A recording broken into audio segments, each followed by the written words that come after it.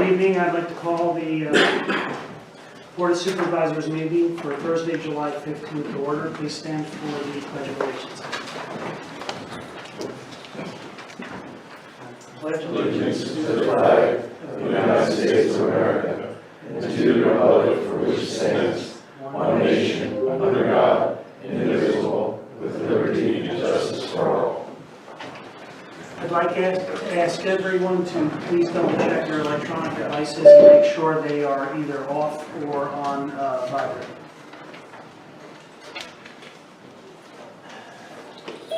There were no executive sessions held. Moving on to past meeting minutes for approval. Gentlemen, we have two of them there. We have the ones from June 17th for the Board of Supervisor meeting and the one for July 1. So let's start with, let's do the June 17th first. Do you have any corrections, any changes you want to make? There was a date error there, but it has since been fixed, so everything's correct the way I see it. Okay, great. Okay. Do I have a motion to approve those minutes from June 17th? Yes, I'll make that. Second, motion and a second, all in favor? Aye. None opposed, motion carries. Okay, so moving on to the July 1st meeting minutes. Any changes, addendums, anything there? I have nothing. I have none either, correct? No? Okay. So I will make a motion to approve the Thursday, July 1 Board of Supervisor meetings. Good. Second. I have a motion and a second. All in favor? Aye. Aye. Opposed? None. Motion carries. Thank you.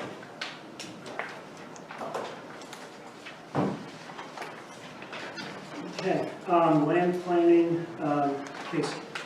All right, so first item on the list for tonight, Pepperidge Farm Basin 2 Maintenance As-Built Plan. I come back a couple weeks ago, when Pepperidge was in for their pedestrian access plan, I touched briefly on the maintenance plan. Essentially, Pepperidge recently did a plan where they redid some aspects in one of their large basins, Basin 2. Basically unique to the project and in coordination with Tom Goodman and the township solicitor.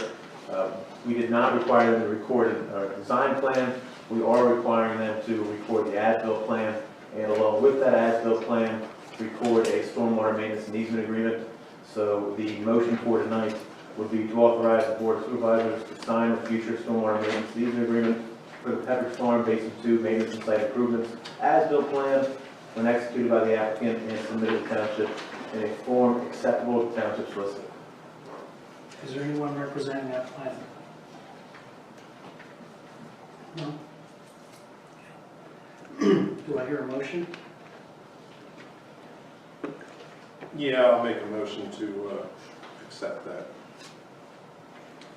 Second? Second. Motion and second, all in favor? Aye. Opposed, none, motion carries. Okay, the next item is related to Wabash Landing, final phase 1 subdivision lot add-on plan. If anybody's been out that way towards Four Seasons, they can see that the Wabash Landing phase 1 is relatively built out. They have a couple more residential buildings and commercial buildings, but other than that, if you drive out there, phase 1 is pretty complete. So basically on June 15th, the applicant's consultant submitted an escrow reduction request. I went out there, processed the financial security reduction request based on my observations and the ongoing site correspondence that we've had. Our recommended motion would be to authorize a $293,274.22 reduction in the current financial security being held by the township for Wabash Landing final phase 1 subdivision lot add-on plan, resulting in the remaining financial security held by the township being reduced to $410,598,088. Is there anyone representing that plan?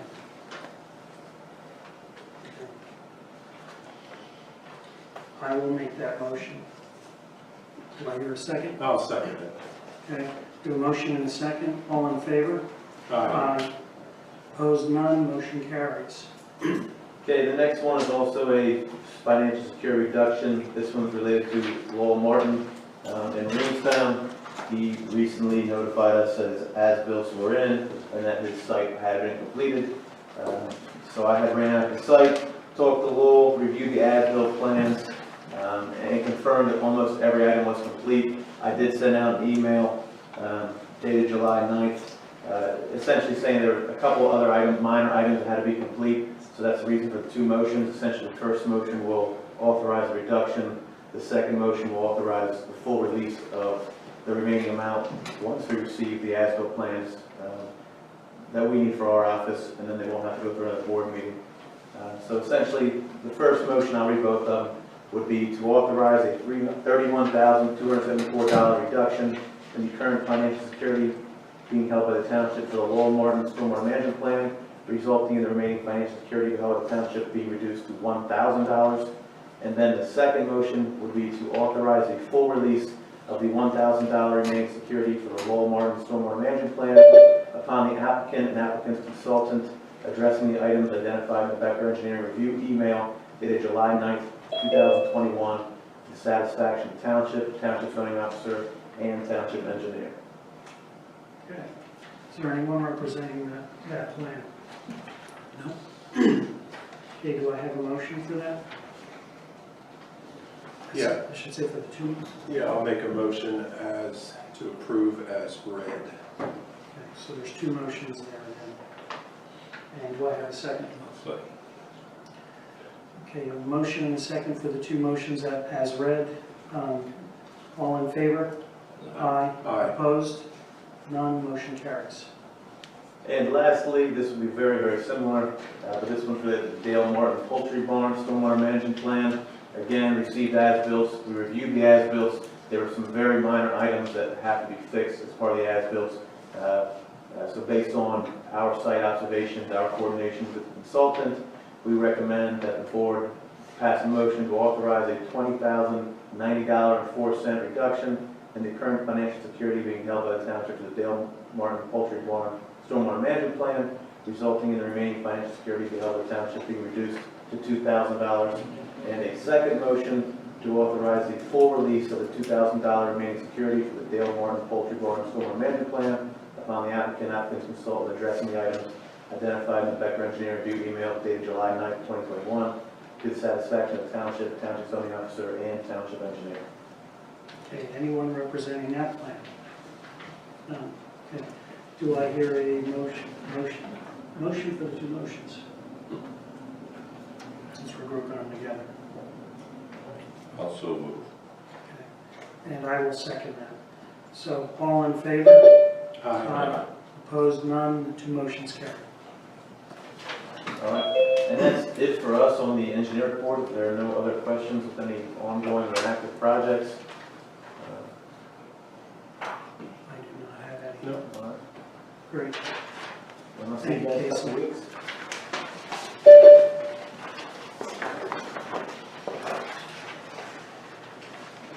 Okay. Moving on to resolution 2021-08, and that is the account transfers. Mike, you want to say just a word or two about that? Yeah, resolution 21 or 2021-08 is actually, we're going to be amending the non-uniform pension plan and authorizing the appointment of the signers essentially on that plan. Really what it is more of an administrative item. Right now, the people that are on there, the discretionary trustees, one is Scott Russell, who's 2 managers ago, and then the chairman, Carrasco's on there, so RC voters. So what we're looking to do is just make this change. We'll be taking Scott's name off, adding my name on. We'll keep the chairman's name on there as for the township supervisors, and then add a non-discretionary trustee, Judy Loomis, financial administrator, to make sure then that we can take care of administrative components with the pension itself. So something they'd asked us to update, so we're trying to, as we've gone through some of these changes, get these things switched out and get the proper names put in place. Okay. All right, so I'll make a motion to adopt resolution 2021-08, amending the pension plan and trust, authorizing the appointment of the East Cocalico Township non-uniform pension plan. Do I have a second? I'll second that. Okay. Motion and a second. All in favor? Aye. Opposed, none, motion carries. And then amended zoning ordinance and map consideration for 2052 and 2070 North Reading Road petition. 2152, 21. 2152 and 2170. Yep, the township had received a petition to amend the East Cocalico zoning ordinance and zoning map on behalf of the Wright Brothers LLC for the properties at 2152 North Reading Road and 2170 North Reading Road. That was received on July 8th, put onto the meeting obviously tonight for the board's review to determine what you want to do action-wise, and also to get sort of a brief overview from the representatives from the applicant. I believe we have Mark Stanley and Claudia Schenk from McNeese, Wallace, and Nordic here on behalf of the applicants. And Is this the best place for me to stand, or? Yeah. Yep. Okay. Mr. Chairman, just for full disclosure, when I was the treasurer of Lancaster County, Ms. Schenk was one of the county solicitors, and she was assigned to my office. And so I have worked with her. I didn't pay her, I mean, the county paid her, and she's a county employee, but just for full disclosure, so thank you. Thank you. I'm Claudia Schenk from McNeese, Wallace, and Nurek, and I'm here this evening on behalf of Wright Partners LLC. Also with me this evening, as your manager indicated, is my colleague Mark Stanley and Bill Roundtree with Wright Partners. So the properties that we're here to discuss tonight are Wright Partners is the equitable owner of these two tracts of land. They total roughly 36 acres, and they are located north of the Turnpike and west of North Reading Road. So they're south of the township property where we are this evening. And if you look on the screen, I guess it's not available for the board to see, but Mr. Roundtree will walk you through a brief overview of the site plan in a few moments. But for those in the audience, the properties are outlined there in blue and partially in yellow. The properties are located in the township's general commercial C1 zoning district, and the plan is to develop this site with a manufacturing or warehousing facility. And again, Mr. Roundtree will walk you briefly through a conceptual plan for that. So we have met with township staff, or rather my colleague has met with township staff on at least 2 occasions to discuss this proposal and the zoning ordinance amendments that would be necessary to facilitate it. I believe one meeting was with your former manager and a meeting with your current manager as well about the proposal. So the petition contains 2 parts. The first part is a rezoning request. So we're requesting to rezone approximately 33 acres of property from C1 to light industrial. The property's frontage along North Reading Road, roughly 3 acres, would remain in the C1 district. We are also proposing a text amendment to your ordinance, and again, that text amendment has 2 components to it.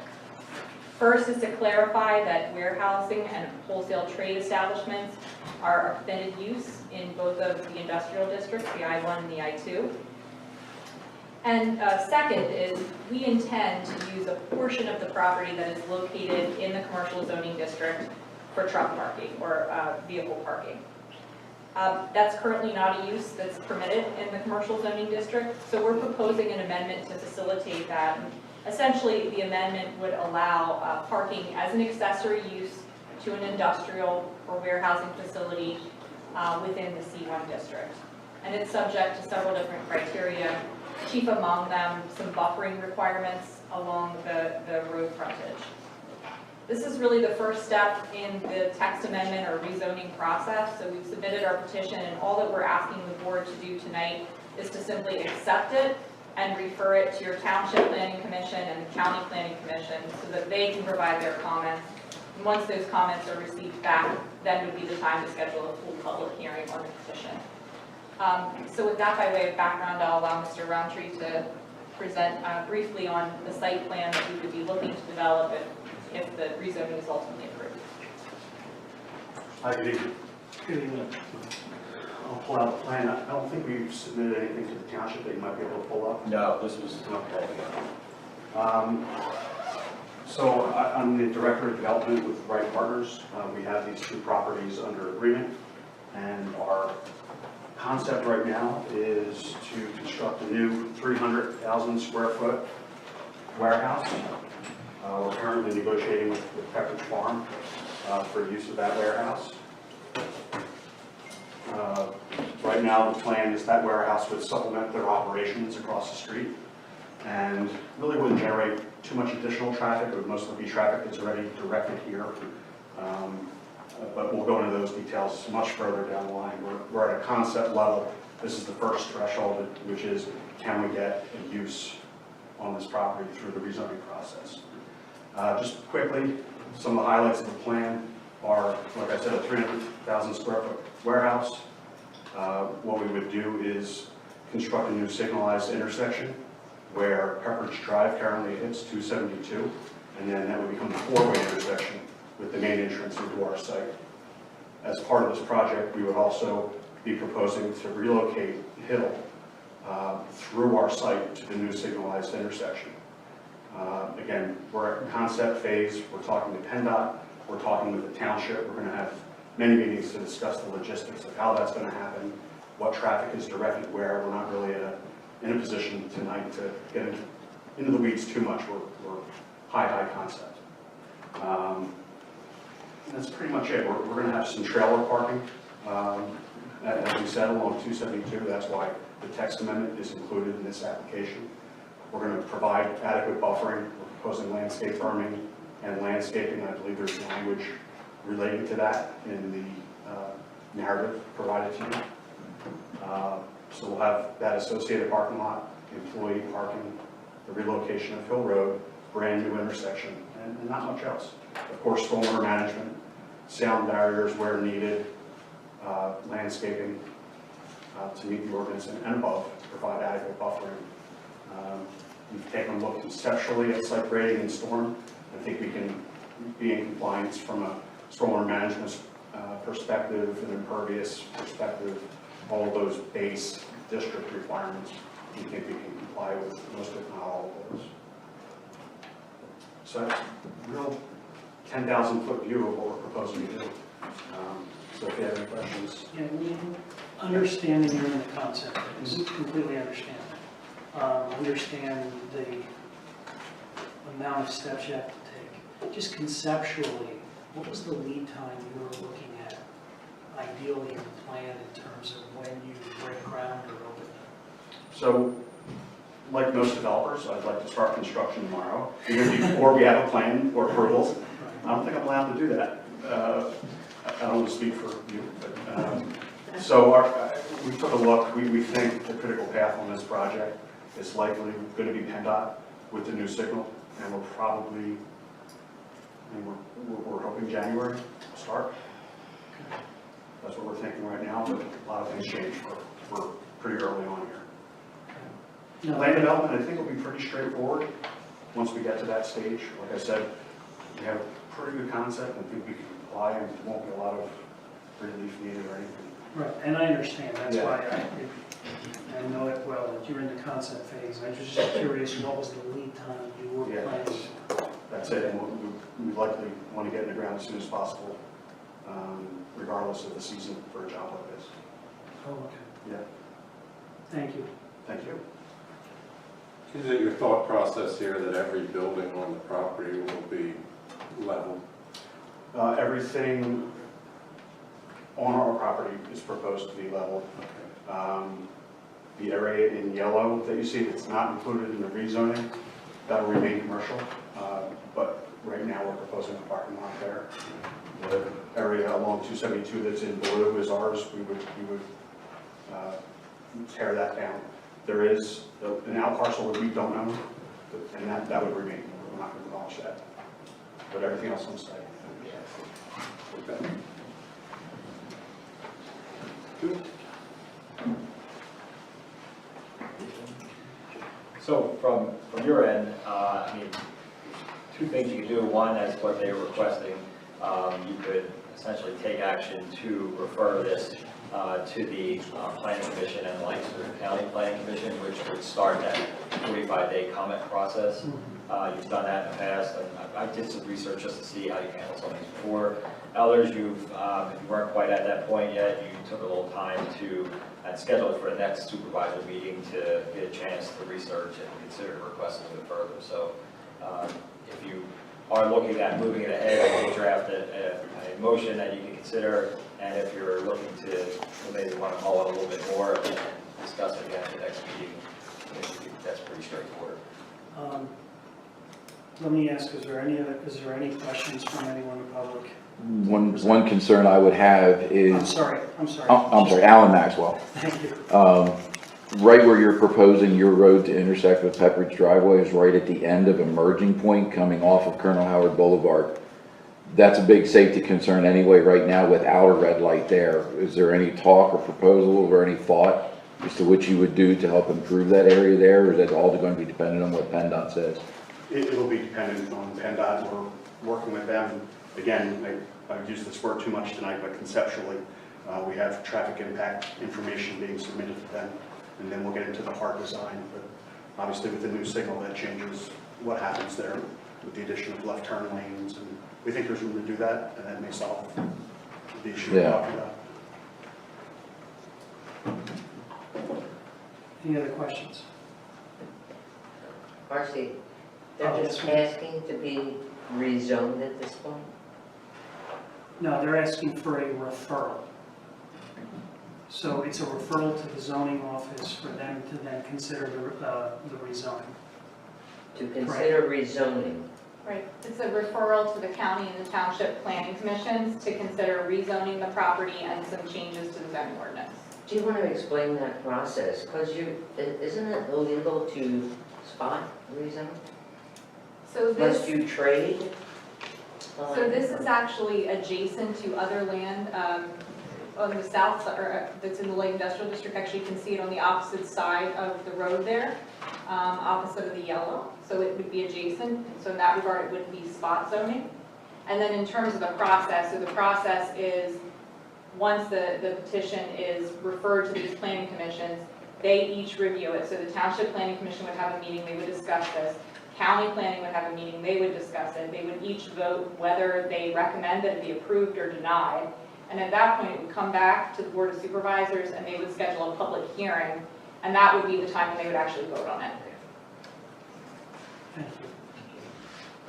So this is basically just the supervisor saying, yes, we recommend, not recommend, but we're referring it to the township or to the county for further review. It's not a yes or But a no. not necessarily that they're recommending the program move forward. That's correct, yeah. The critical Thank you. nature of us referring it is really the clock starts. The 45-day period then starts for them to formally Submit. get the responses, and get that ball rolling. That's the critical part of this step. Okay. Gentlemen, I don't have a problem with doing a referral at this point. Yeah, me neither. I think we've Especially considering the timeline you're looking at. absolutely, I think the board and we've been looking at different ideas over the years for that. And I'm excited to see something starting to come to fruition there. So Mike, do you want a formal motion? Yeah, and you can consider a motion to refer the petition to rezone, amend East Cocalico Township zoning ordinance, and map submitted by the Wright Partners LLC, the properties at 2152 North Reading Road, 2170 North Reading Road, to the East Cocalico Township Planning Commission and the Lancaster County Planning Commission. And I will make that motion. Do I have a second? I will second. Second, motion second. All in favor? Aye. Opposed, none. Motion carries. Thanks very much. Thank you. Thank you. Next meeting, if we just walk outside and stand on the site and point around, since it's right there. Might be easier. Well, thank you. Make it a little warmer. Not if the temperature's as it is. If it's raining, you might be the only one out there. Wouldn't be the first time. Thank you. Thank you, have a good night.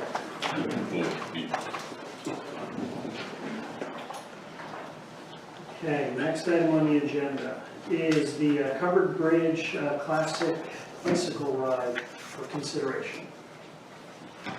Mike, you want to talk about it? Yeah, did you want to Do I have that list, I have the transportation impact fee discussion. Oh, I'm sorry, I jumped, yeah, let's back up. Okay. My apologies, let's back up. So it's a traffic impact fee program, continued discussions. Yeah, this is just a follow-up for the board based off of the discussion we had at the meeting on July 1st.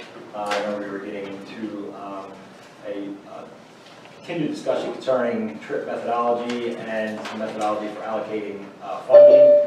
Following that meeting, we did try to schedule a meeting of the Transportation Advisory Committee prior to this meeting, but it wasn't able to be done with vacations, with consultants and everybody else. So that meeting will take place on August 9th, which was a day that they had already set. I saw that was on the calendar, and I do appreciate the board willing to meet at 5 o'clock as opposed to 7 to accommodate another meeting later that night. But really, this is kind of an opportunity, as additional information has been provided to the board in regard to the breakdown of TIF costs and some of the discussions at the last meeting to continue, so you can lay the groundwork as to which direction you want to go concerning the issue.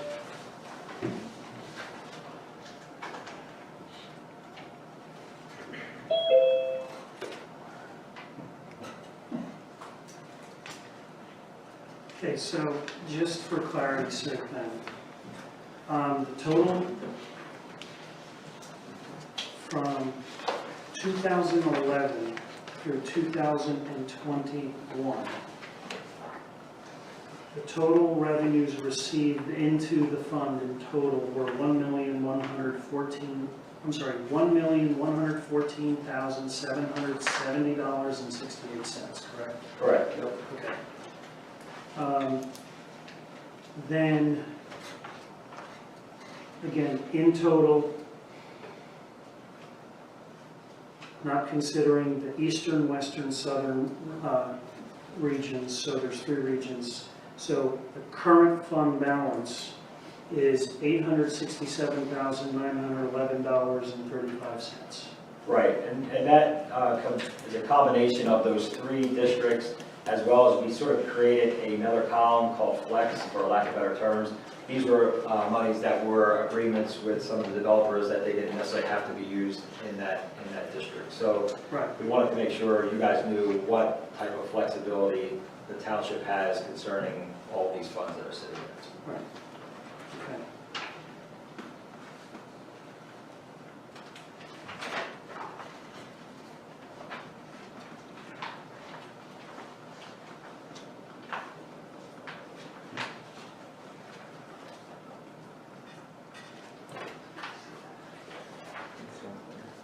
So really, the majority of the funds were spent on Denver Road Bridge. Yeah, there's 200,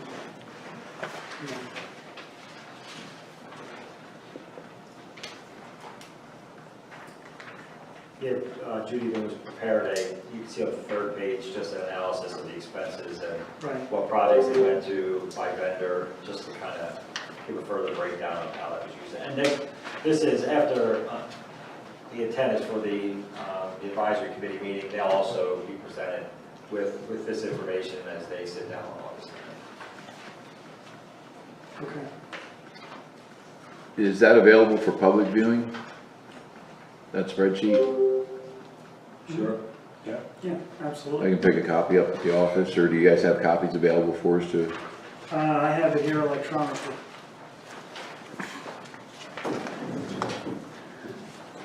Thank you. Get my good glasses out. That's what bifocals are for. Get the magnifying glass out. Any questions on that at this point? Jeff? Okay. Right, Mike. Okay? Yep, thank you. Yep. So can I just, this is Edward Macarano speaking. So the meeting is on the 8th. Do you have like an estimated time frame on when the information is going to be presented to the board and thereafter? Once you guys go through that process? The Transportation Advisory Committee? Yes. Yeah, they'll meet the 9th, it's a Monday at 5 o'clock right now. So the agenda will go out to them as well as the background stuff. I was waiting until after this meeting in the event that there was something else needed to be added in. And then they're a public meeting, I guess you guys meet here, I'm looking at Ms. Mack. Yeah. They haven't met since I've been here, so we'll meet here, it's open to the public. And I believe Lisa does post all that stuff on the website as well, so. And then will that information then be obviously presented during a Board of Supervisor meeting then at the next Yeah, meeting? well, Just trying to understand time We'll frame. be updated to the board as well. Okay, And the board, I think, meets prior to that. I think you may be prior to that night, so you won't meet again until after about a week or so. okay, just wanted to understand. Right, so now we can move on to the Covered Bridge Classic Bicycle Ride for consideration.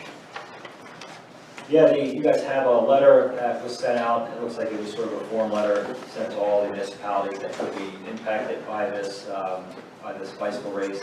Lancaster Bicycle Club sponsoring the Covered Bridge Classic on August 15th, 2021. I guess it's a combination of a 35-mile, 65-mile, and 100-mile ride that they try to go through Lancaster County and hit some of the scenic covered bridges in the community. This year is a little bit different. It's spread out, start and finish points. They have multiple points that people will be starting for, as opposed to those days that you see a group of riders all together coming through. One of the locations is the Stevens Fire Company, 91 Stevens Road, that they had identified on their route. And you did have I think in the pack, a photocopy of the general route that they're looking to go. Last time, we kind of went back through the files, and there was nothing obviously in the last year because of COVID. But the last time we entertained this, there was a motion to approve it, contingent upon the club notifying the township a week in advance, having the fire police activated for any road intersections within the township, and making sure they removed all event signage without damaging any township property. I did make a note, which I didn't see in the motion from before, whether we required a certificate of liability insurance from them or not. I think they provided one. Did they? Yeah, Okay. if I remember that correctly, they did. This is a normal type. Yeah. Yeah, So we can put it, whatever action you take, and we get back to them, we'll make sure we include that in the language of the letter. Chief, is there anything in addition? No, That we may have missed? before. Okay. They're pretty decent about being safe. Yeah, it's been a good run. Not their first rodeo. Yeah, and her rodeo's been pretty good, yeah. And Jeff's gonna ride the third. Okay. Come on. I'm ready. I'm gonna have 11, 8, 10. All right, so do I hear a motion to authorize the Lancaster Bicycle Club to hold their event contingent upon, The township being notified 1 week in advance, the fire police activated for any road intersections within the township, and the removal of all event signage without damaging damaging the property, the the township township property. Okay? Do I have a motion? So, I will second that. All in favor? Aye. Opposed, none, motion carries. Thank you.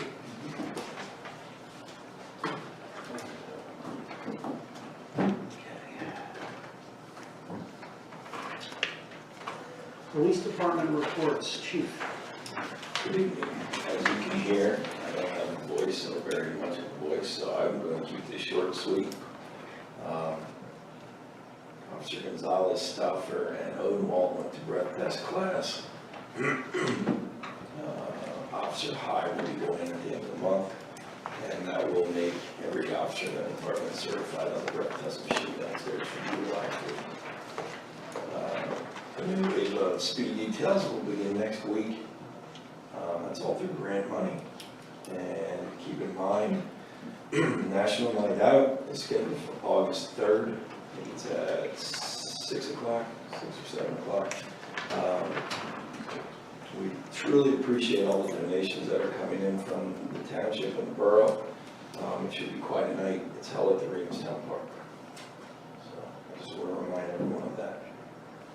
So that's going to be my report for tonight, because I'm pretty much done. Any questions for the chief? Okay, thank you, Chief. Okay, moving on to financial administrator's report. Good evening. All right, I have a balance sheet and a budget status report to present. I don't have any comments on the budget status report unless you have any questions. Thank you for saying that. You guys have any? We'll be starting the budget process shortly, and we will give you updates starting at the next meeting on the budget process for 2022. My focus tonight is going to be on the balance sheet, and the main reason for that is we have a number of bank account transfers that need to be done. In December, we moved some money to Univest Bank to maximize our interest. And because of that, because they're in money market accounts, we had to pay bills for those funds from our general fund, and now it's time to do some reimbursements. Yes. So I am asking that 6 motions be entertained to make these transfers. We can go through them one by one. The first one is actually for a new bank account. We received our first tranche of our American Rescue Plan Act funding in the amount of $558,619.59. And as you're well aware, there are some very specific limitations on how this money can be spent over the next 3 years. So I recommended that this go into a separate bank account and also a separate fund so we can keep track of that money. Like I said, this is our first tranche. We'll get another payment in this same amount in about a year. We also need to start looking at how we want to budget and spend this money. So I'm requesting this transfer in this amount to be made to the new bank account at Univest to maximize the interest on that money. It'll be in a new bank account, but it'll be in its own account number. Correct. Correct. And then it will also be in its own accounting fund. Okay, so do I have a motion for that? The motion would be to transfer $558,619.59 from the Effort National Bank account to Univest ARPA Fund Money Market. Funds were received from the state on 6/28/2021 by ACH deposit to the general fund. I will make that motion.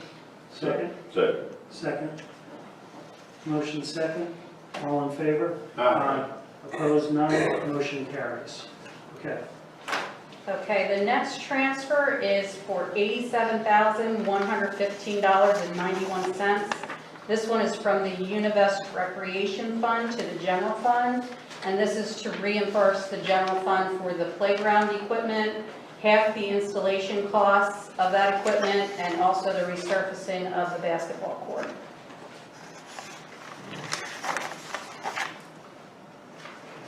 So the motion is to transfer $87,115.91 from the Univest Recreation Fund account to the Effort National Bank General Fund. This is reimbursement for the purchase and installation of the playground equipment and the resurfacing of the basketball court. So moved. And half the installation.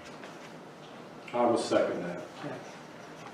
Motion and second, all in favor? Aye. Aye. Opposed? None. Motion carries. Okay, the next transfer is for $1,194.78.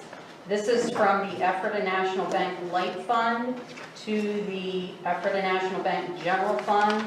It's for reimbursement for the first half of the year tax collector payroll, and it is net of some delinquent receipts that we got for the light fund, and those receipts had to be put into the general fund because they were combined with LST receipts.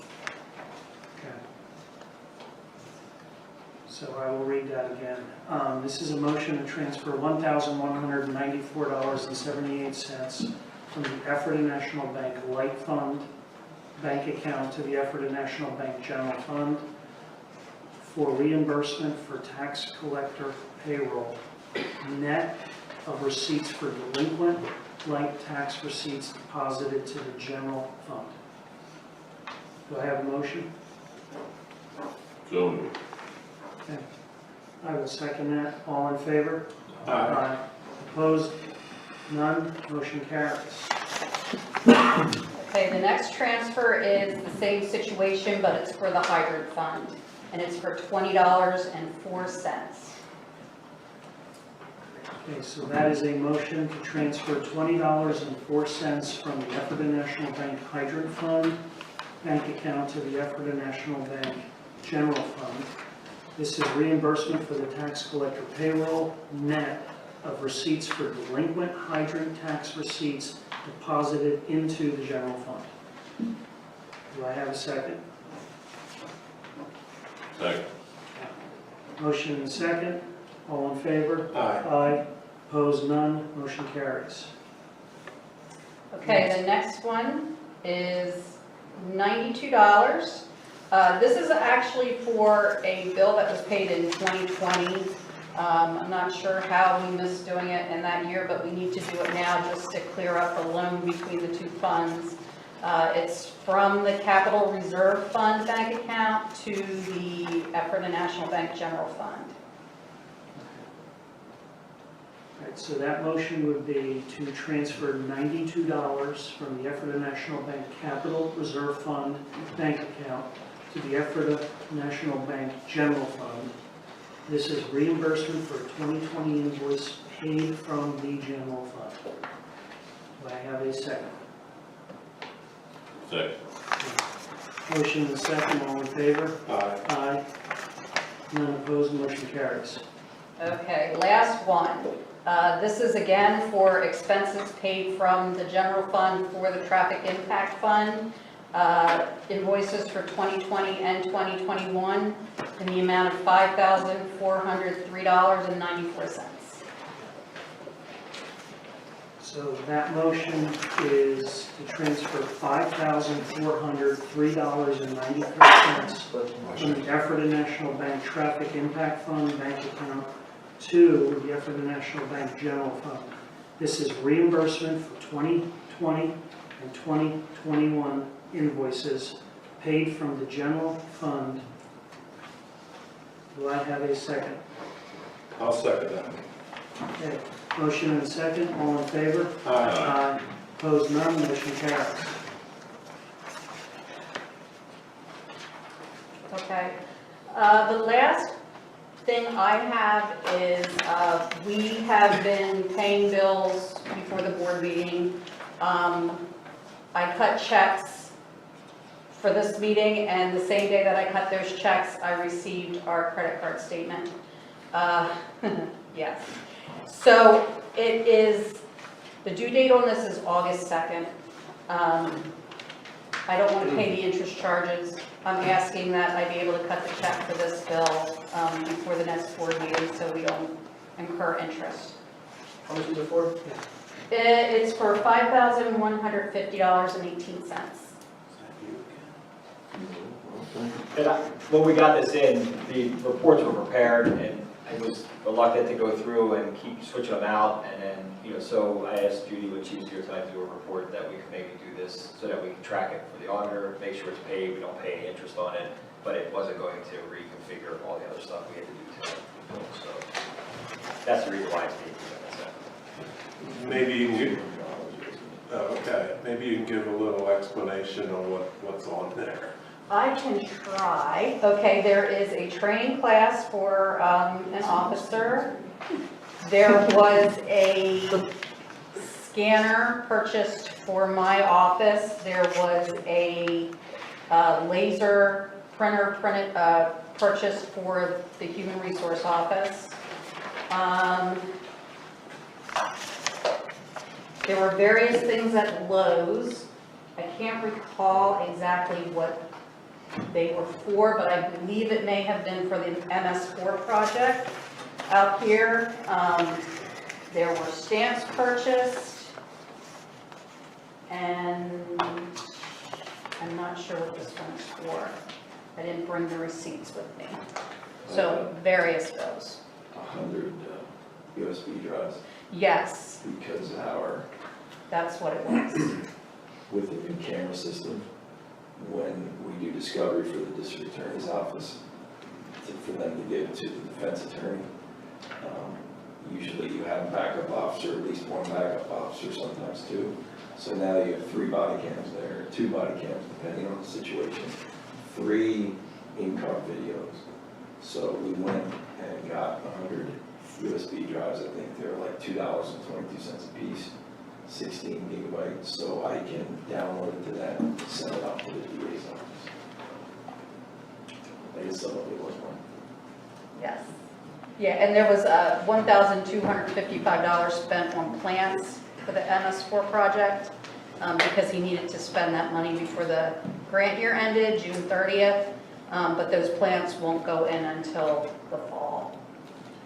So everything you're seeing there is budgeted money then? Yes, absolutely. Okay. Yeah, there's nothing there that's going to be challenged, so it makes no sense to let it slip and pay the interest. No, I agree. That being said, I think we should have a separate motion to approve. That's what I was thinking, that's why we did this separately, that wasn't in there. Okay. Why don't we do that right now then? So what was that amount for? Maybe Judy can throw that out there. It's $5,150.18. And that is for the time period of, It is for, it looks like the first transaction was 6/8, and the last Yes. transaction is 7/1. so it's a 7/1 statement. Yes. Okay, so I will make, or you want to do it, Jeff? Or I will make a motion that we go ahead and pay the credit card statement for 7/1/2020 for $5,150.18. 2020? 2021. Thanks. 2021 From the general fund. from the general fund. And I will second that. Okay, motion and a second. All in favor? Aye. Aye. Opposed? None. Motion carries. When will that paperwork be completed? I'm off until Tuesday, so I will pay it on Tuesday. Okay. So So be ready with payroll then. Yes. the MS4 stuff that was on that, the plants for the fall and the stuff from Lowe's are being purchased out of the community conservation grant that we got. And we received that money up front, and so it's just being spent. as And if go. we didn't spend it, we would have to give it back. And those were the ones that had to be done before the end of June. Correct. You were referring to an email. Yeah. Okay, and the last thing is, we did some work on a new credit card for the township. Mike, that is in your, did you want to talk about that before I left, or? It was in my report, but I maybe take advantage of Judy being here, if you guys are here. Yeah, we did put together, as you saw, a copy of a credit card, and this was partnership with the chief and with Judy and myself, essentially a credit card policy for how we could use these cards for East Cocalico Township. So you guys had received the draft of the document, which is aptly titled East Cocalico Township Credit Card Use Policy. So no one will get confused down the road of what we're doing there. But essentially what we're doing is looking to work with the Visa Community Credit Card through Fulton Bank. Each card would have a $5,000 credit limit. The total, there's 7 cards, so that's $35,000 that the township will be taking on.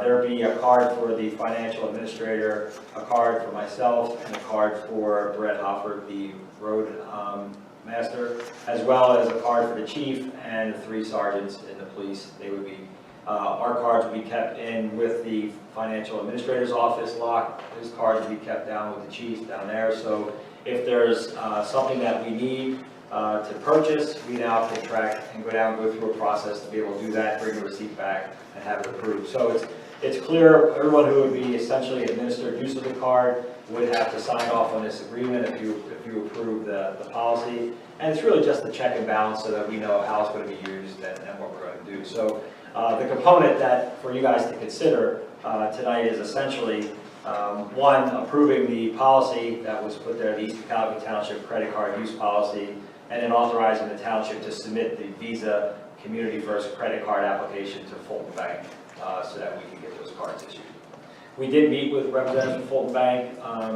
Mr. Eversol had passed on some information. He did some research as well. The Community First card, similar, Effort International also has one like that. I know in Denver Borough, we've used that one for Denver Borough. This is the same exact program, but Fulton seemed to be answered all of our questions, and it looks like it would be something we could use in the future to be a little more flexible. Yeah, anything, Chief, you want to add to that? No, I just think in reference to my contribution to the policy was, if the card is used as a mistake, was given by mistake, then there's a time frame for that person to rectify that situation. And we incorporated that in, but based on how this policy is kind of put in place, it really should minimize those types of situations. So we want to make sure whoever's using it knows what the rules are, we're all following the same guidelines, and that makes it cleaner for whoever is sitting here and approving bills and so forth. And I guess just for public knowledge there, the current card when it comes through, myself as treasurer, Craig, assistant treasurer, we go through those credit card bills. Each line item is credited to a separate budget item. Nothing is left as a group, I guess would be the best way to say it. So there is good scrutiny over what's being done with that. So, I'm comfortable with. Yeah, that's a good your point, idea. because the goal is to make it so that we can be flexible and take advantage of opportunities, and at the same point, not risk doing anything we wouldn't normally do in order to get things approved. So. Correct. Oh, and to not, I saw that in the bills, there's, maybe Paul B or somebody like that for like $9.87. Well, to track that as a separate invoice for her and cut a separate check, Right. etc. Spend more than a check Yeah. than you are to Right. what you're paying. Yep. I have a question, Alan Fry.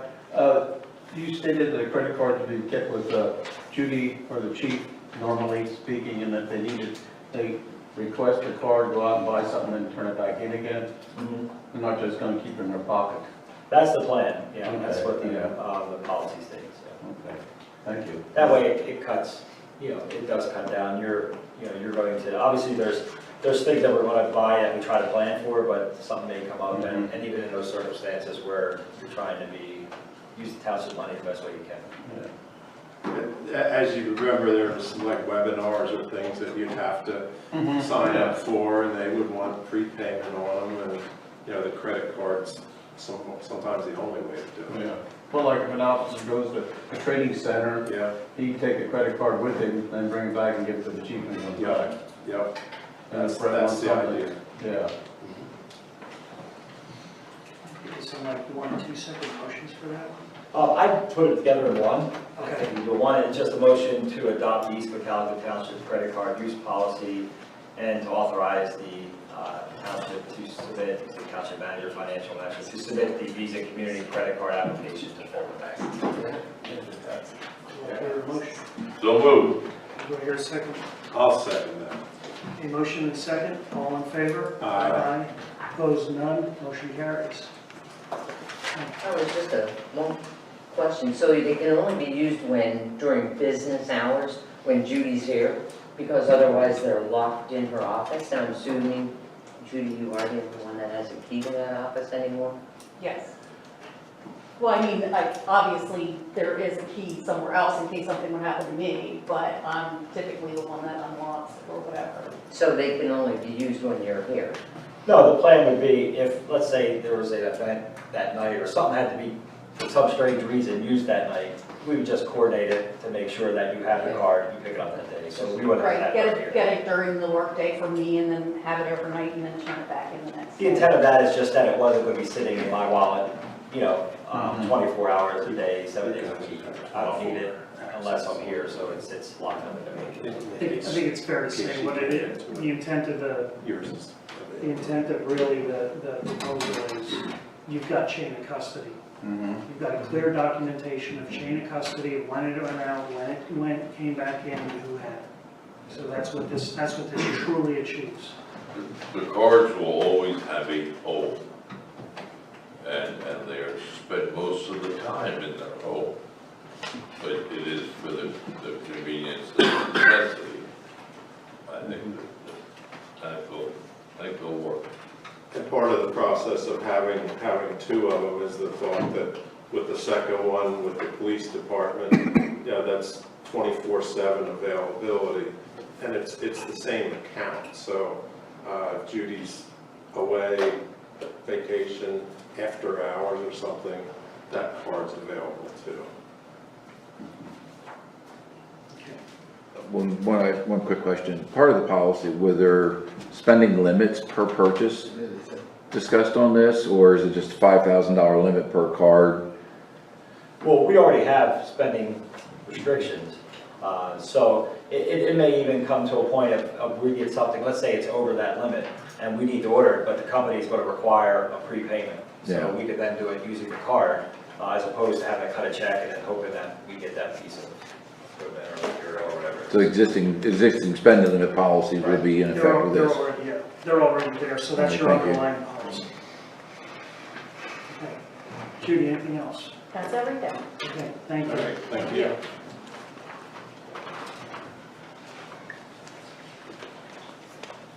Okay, zoning office report. Oh, I can do that quickly.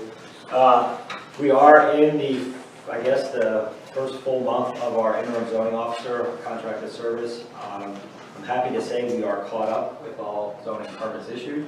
It hasn't slowed down, even though we have a temporary person on. In June, we had 48 applications, 42 permits were issued, 14 are still on review, and I think 18 are waiting to be picked up. There was 6 certificate of occupancies completions issued, 2 false alarm violations, and I know there were a handful of code enforcement issues that had gone out. One in particular, a property on Bill Drive that the zoning officer spent quite a bit of time with the police to try and make sure it was a nuisance property to get that addressed, and I think we've made a good headway on that. There were 2 zoning hearing board meetings since, one in June. Conrad Martin, our previous zoning officer, attended that. The zoning hearing board did reconvene last night, and that variance was denied. And then there was a hearing last night for Red Run exhaust for a variance, and that was pushed to next month before they make a decision. So the activity continues. Obviously, at this point in time, the zoning officer is primarily working towards getting permits out and addressing those issues. There is a need to kind of push that back into the subdivision land development process, and that'll come along, I think, a little bit more with as we get into what our long-term solution will be. But we are processing permits on schedule, so that's good. Thank you. Okay, road department report, roadmaster. Good evening, guys. Good evening. All right, for July, I have clean trucks and equipment as needed. The Ford F-250 was inspected on 7/13/2021 by Reamstown Auto Truck Center. I have 3 action items that I'd like to discuss with the board tonight. Woody waste pile needs chipped and removed by Martin Mulch. I'd get a motion on that if I can, to bring Martins in to chip the woody waste pile out. Lower pool parking lot, there are dead ash trees. These need to be removed. This area is an open area where the community walks through to get from the lower pool parking lot to go into the pool or even walking into Reamstown Park. This work would consist on removing all ash trees in this area. This area also would like to be done before the skate park gets installed at that location. I also have a bathroom remodel over at the highway shed. The road crew would help with this process. The existing bathroom would be removed and a new structure and bathroom would be installed, as well as a new tank and a hot water heater as well. The hot water heater that we currently have over at this location does not work and it's on top of our structure. Repairing signs as needed. Generating a list of signs that need fixed, or updated. Installed new street indicator sign that was missing on Egret Circle. Replace post at stop sign at railroad crossing on Miller Road. The do not block intersection sign at Church Street at Faust Lane has been ordered. I just spoke with the vendor yesterday and it's actually getting shipped today, so I should have that sometime early in the week. Get that installed out there as well at that intersection. 2021 road improvement projects, Rose Hill and Muddy Creek Village. The paving project has been finished for a little while now. However, there's been some minor touch-up work that the contractor was aware of and has agreed to come back and fix. A meeting was held on site on July 9th, 2021 with the engineer, roadmaster, township manager, and members of the contractor company. I'd like to say on top of that, the touch-up work was done actually this afternoon and early this morning on this location. I was out there twice to kind of meet with the contractor and go over everything, and they satisfied me and everything that we've talked about, and I reached out to the engineer earlier to give him an update as well. Roadmaster has spoke with PennDOT in reference to Reinhold's Road at Bruners Grove Road and Reinhold's Road at Ridge Ave. These areas will be getting repaved by PennDOT at the end of July or early August. They're really bad areas within the township that I've had numerous calls about. So I reached out to PennDOT to kind of see what they could do, and they are actually getting milled and overlaid. Oil and chip project was done on Tuesday, June 29th, 2021. This work was done by Martin's Paving. Martin's will be back to put fog seal on this project on Friday, July 16th, tomorrow. Martin swept the roads today, and the road crew provided a dump truck and driver to allow sweeper to dump into and haul the sweepings away. Road crew milled and blacktop 5 total areas on these roads that were oil and chip: Naperville, Steffi, and Frysville, before oil and chip process was done. These areas were low spots in the roads that were previously filled in with cold patch as a temporary fix. These areas were milled out at 3 inches and 5 inches, depending on the patch that we were doing. This work was done on June 23rd, 2021. Also, road crew also cleaned the edges on the oil and chip roads before the process was done to minimize road edge scraping on these locations after the oil, chip, and fog seal process was done.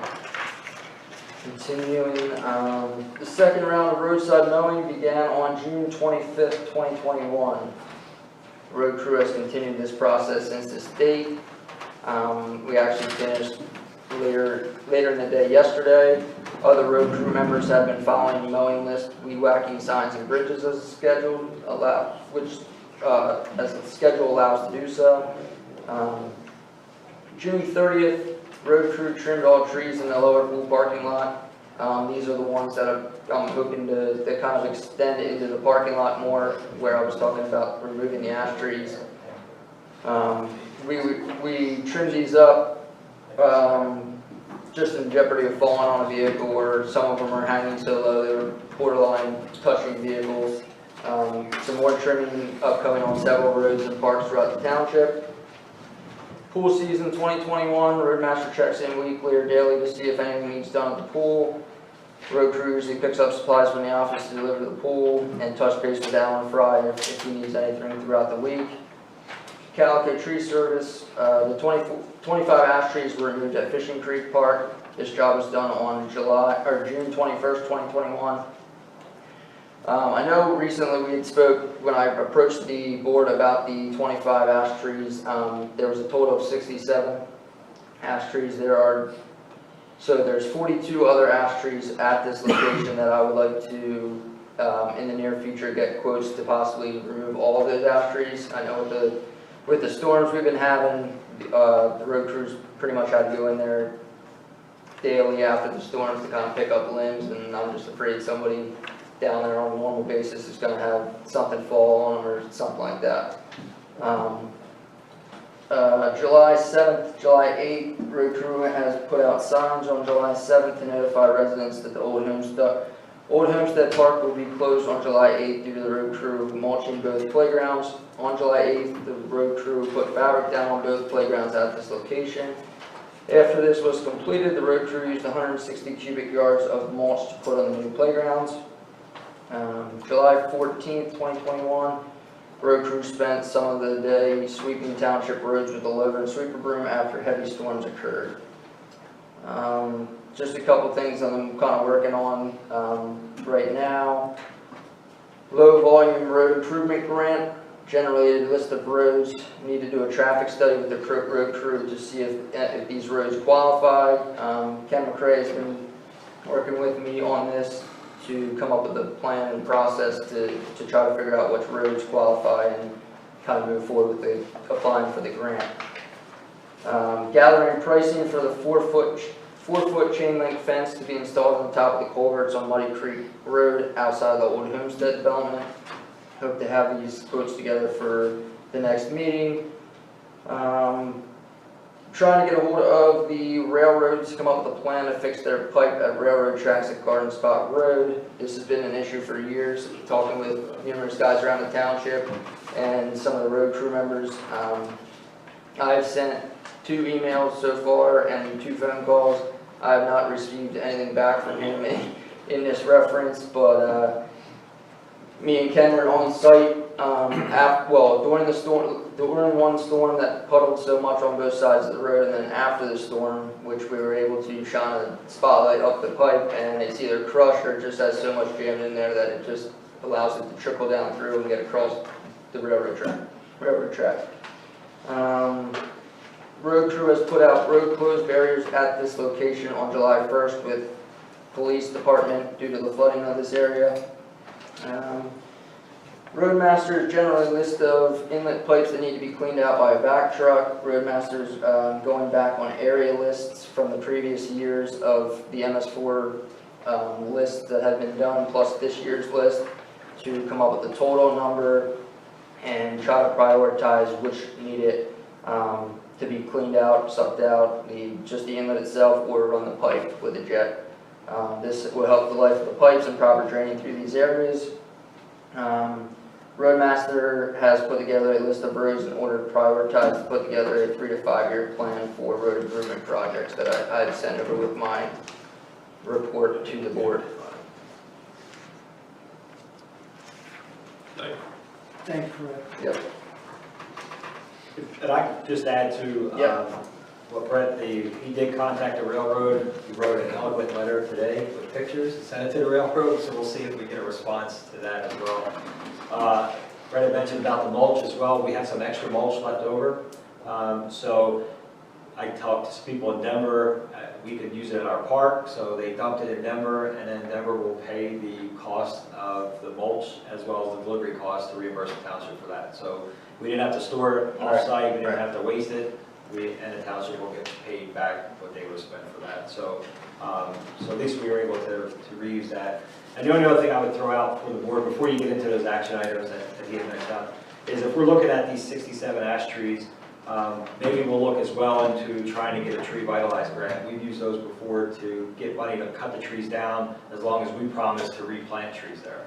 So when we gather that data, we'll try and see if something's there, and we'll see if we can take a shot at getting that paid for, at least partially by the state. So that, I just wanted to add those to your thing. Thank you, Mike. You know, my observation there seems to be hardly any trees except ash trees there. Yeah. There's only a few that aren't. And at some point, if you clear out all that's there, something's got to be replanted at some point. So, you know, I think a revitalization, it will be warranted there one way or the other. And we get all our people here tonight to come out and volunteer and plant a tree on Saturday morning, right? Or 5. 5. Right. Yeah. On the one action item, to have more mulch shipped, the woody waste pile. We used to have a chipper. Okay. We don't anymore. I don't think so. We do not, I don't believe. We used to get the county's chipper in. When I was here, we got the county's chippers in, but it was cheaper to get Martin Marsh to do it. What is the cost for that? We got a chipper years ago. Oh, we have a small one, yeah. That we shared with Denver Borough. We have a small one that road crew uses, but I forget, we used somebody else before Malton, I forget who the name of that outfit was. Zager. Zager, yeah, but then because of the, what was it, the boars, No, wasn't it some, this tree disease? tree disease, they couldn't come in because they gave us a darn good price, so we went back to Martin. Wonder I if think that, the last time it cost us, what, $4,000? yeah, they were significantly cheaper. I wonder if that disease is still relevant now, or... Yeah, I believe we contacted them, we being in Denver Borough, other side last year, and they were still quarantined, they wouldn't take our stuff. So Okay. Denver does the same thing, used to use the county, and we use Martin also, a couple times a year. Yeah. And at one point, Martin used to do it for free, they would just take the material, but then that changed. Yeah, that changed. Those days are gone. Right. The bill is significant. Yeah. Yeah. Yeah. Okay, Well, so, Brett, what do you need? You need a motion. Just for me to be able to contact Martin Walsh to schedule that to come in and chip up that pile. Yes, sir. Is there a way that that mulch can be reused within the township and save us the cost of buying new mulch in areas that maybe not necessarily a playground, but around the buildings, that kind of thing? If we're paying them to come in and mulch it up, they're gonna mulch it up and use it on their own. What if we can use those wood chips ourselves and save us that cost? The advice we always received was, it's not treated, and if there's something in there that then other people take, it could spread and cause problems onto other properties, which we We're don't. liable for it. the material, it's not all wood chips. There's a lot Right. of- Yeah, there's extraneous stuff in that pile. There is. I was just curious. Yeah, well, the pile is large and needs to be moved. If you got a bonfire, I'll bring the hot dogs. You'll see it from the space station. All right, so do we have a motion? Yeah, I'll make a motion to approve the roadmaster to contact Martin Mulch for removal of the pile. Do I hear a second? Okay, all in favor? Aye. Aye. Opposed? None? Motion carries. Then Brett, you need, This is, the next item would be the ash trees to be removed at the lower pool parking lot. right, You have in front of you a Cocalico tree service and a Messner tree service. Cocalico tree service is broken down into two different estimates. Basically, so Messner's tree service combine it all into one estimate. Cocalico tree service wanted to separate the one because of the size of the one tree by the parking lot, by the dumpster. The Messner's and I had emailed him to basically, once I received the separate email from Cocalico, I sent an email to Messner's, basically asking them specifically if the large tree was included in their quote, and it was. I guess just for descriptive purposes, there's one very large tree there. So it's about 5 foot in diameter, And yes. it is close to the property line. I guess it's not real far from a neighboring house either. Right there in the corner, yeah. So this Cocalico service is looking for $3,800 just to remove that one tree, and $2,400 for the other 6. Where Messner's put a price together of $4,400 For the combined work, right. to remove them all, Does that include stumping? No stuff, No. just clean up. just tree removal. What is the plan for the stumps then? That's something the board has to discuss here at some point. The number of stumps we're accumulating is growing. Yeah. We're gonna have to make some decisions there. There's quite a few up in the park by the pool. Fishing Creek, they're growing over there. It's my opinion, we're gonna have to come up with something there to replant, get rid of the stumps. Sounds like a good MS4 project. Fair price for him to chip all the trees he takes down. That's what I didn't know. He does, okay, he chips on them and everything he takes down. Okay, very good, thank you. So, Cocalico chips them too. Okay, so, yeah, they're dead, they gotta go. They're happy. right. So the rest of us obviously. Greg? Yeah. You want to make a motion? Yeah, we approve the low estimate. The total, Yeah. 4,400 for the tree removal work at the pool. Yeah, I will second that motion. All in favor? Aye. Opposed, none, motion carries. Brett, did they give you any idea of when they could get to that? No, I will check on that and get back to you as soon as I can. Okay. So Brett, then the final item you had here was, The bathroom remodel at the shop.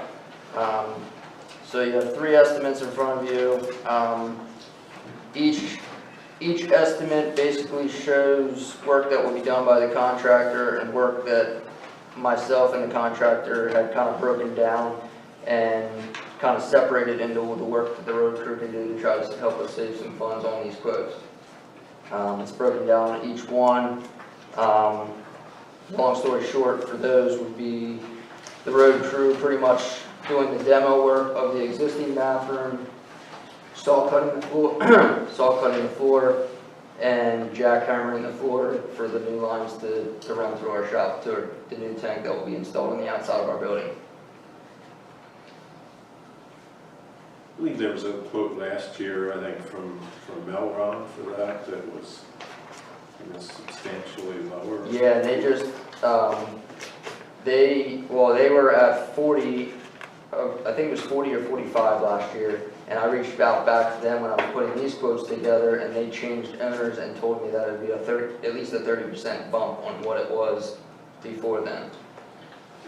Their quote was counting on them doing excavating, doing everything. Everything, yes, yeah. Was, I guess that changing philosophy really doesn't And make a difference. the Groff's heating and plumbing quote that you see is in the amount of $38,000. That does not include anything with the tank outside. The tank's not even included in that. Their ownership and their salesman that was out to help me on this quote said they don't want anything to do with that, with buying the tank, because I'm assuming the shortage of tanks maybe, but they didn't want anything to do. They wanted us to buy the tank, us to set the tank, and then them do this work. So, and you haven't really checked into that portion of it? Well, and so speaking with a couple of these salesmen, I mean, those tanks you're looking at probably $6,000 just in the tank. And I know as far as timeline, as far as from Groff's, I got a timeline at Epinate Elite Renovations. Groff's is after the first of the year that they could start anything on our, and Epinate is end of October, early November you could start, he said. Alan, yes. Because I missed 4 of the drains in the garage part, we have to be put in that tank too. Do you know that, Brett? Going across the trucks, where the trucks are parked? Yeah. That has to be put, is that part of the deal to put in that tank too? No, it is not. See, that has to be tied into that too. That, when the first time they did that, that was part of the whole deal. Okay. You'll need an oil separator too then. Okay. So Alan, with that piece of information, we need clarification on that, and we need clarification on the tanks, specifying who's gonna handle the tank portion. Yeah, like I said, these other 2 quotes outside of the Groff's is handling the tanks. But Groff's doesn't want anything to do with putting the tank in or providing the tank. So Alan's got a great point. Yeah. I remember you saying that last year or the year before, you're right. Yeah, because we have just French drains there and they can't You be, can't go into the fence, that's right. they have to put metal pans underneath the trucks. So can we table this one, Brent, to Yeah, get clarification on that? Yep, Can you have the complete information in 2 weeks, or?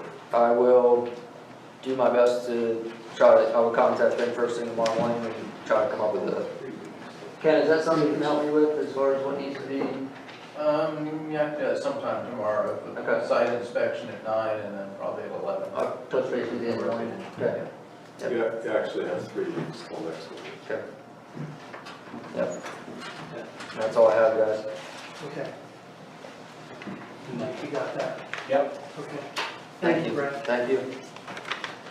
Okay, MS4 report.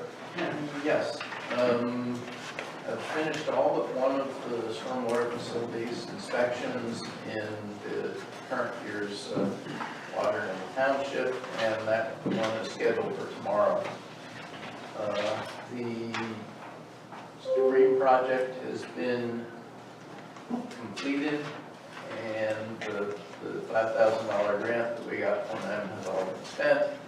And I just need to file the ending report on that, and some planting out other odds and ends need to be done to complete the project. Ken, do you have a report on the varmint? Yeah, we can mention that. We have a groundhog, and this groundhog dug about an 8 or 9 inch hole through the mesh netting that we put up where the plants are, and dug into the bank that we just restored.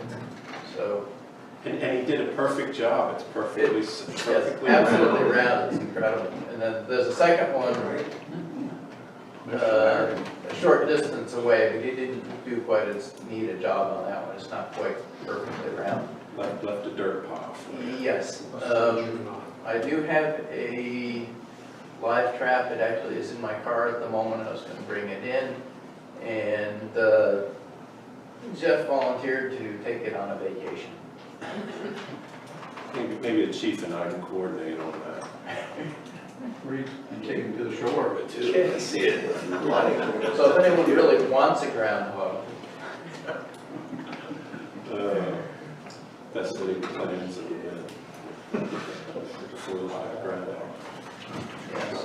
And one last item, this Saturday, I'm going to be meeting with volunteers from Boy Scout Troop 115 of Shannick, and we're going to start installing the storm drain markers.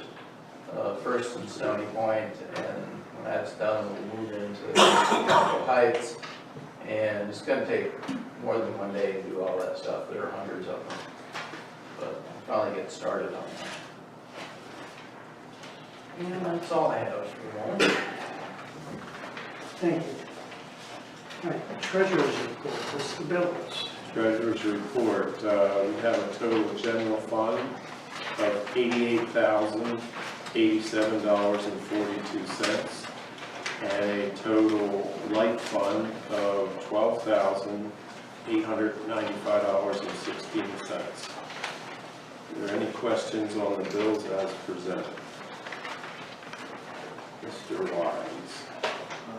Check number 61218, Stopper Repair Shop for the amount of $934.68, and it just says repairs. Is there a truck or a car or vehicle or tractor associated with that? What was the date on that one? The date was July 13th. That was cutting edge. Yeah, that was my cutting edge for the loader. The loader the cutting edge has been going downhill basically since the end of last winter. It had basically a section out in the middle. We were trying to buy a little time with it. It was flipped already. Both sides were used of this cutting edge. So basically I reached out to staffers. They said they could get me one. They got one from Plaster, Plaster shipped it to Stauffer's, and Stauffer's put it on for me at their location. Is there like 4 sections across there? There's 4, yeah, yep, You replaced all 4? all 4 sections, yeah, That's the way it looked on the bill. yep. And new bolts and everything else? Everything, the whole, yeah. Okay. I mean, I didn't know if you knew that plaster will deliver to the shop. Right, right, I mean, I don't know if we have an account set up with them, but obviously we bought the machine from them. yep. And then the other one was,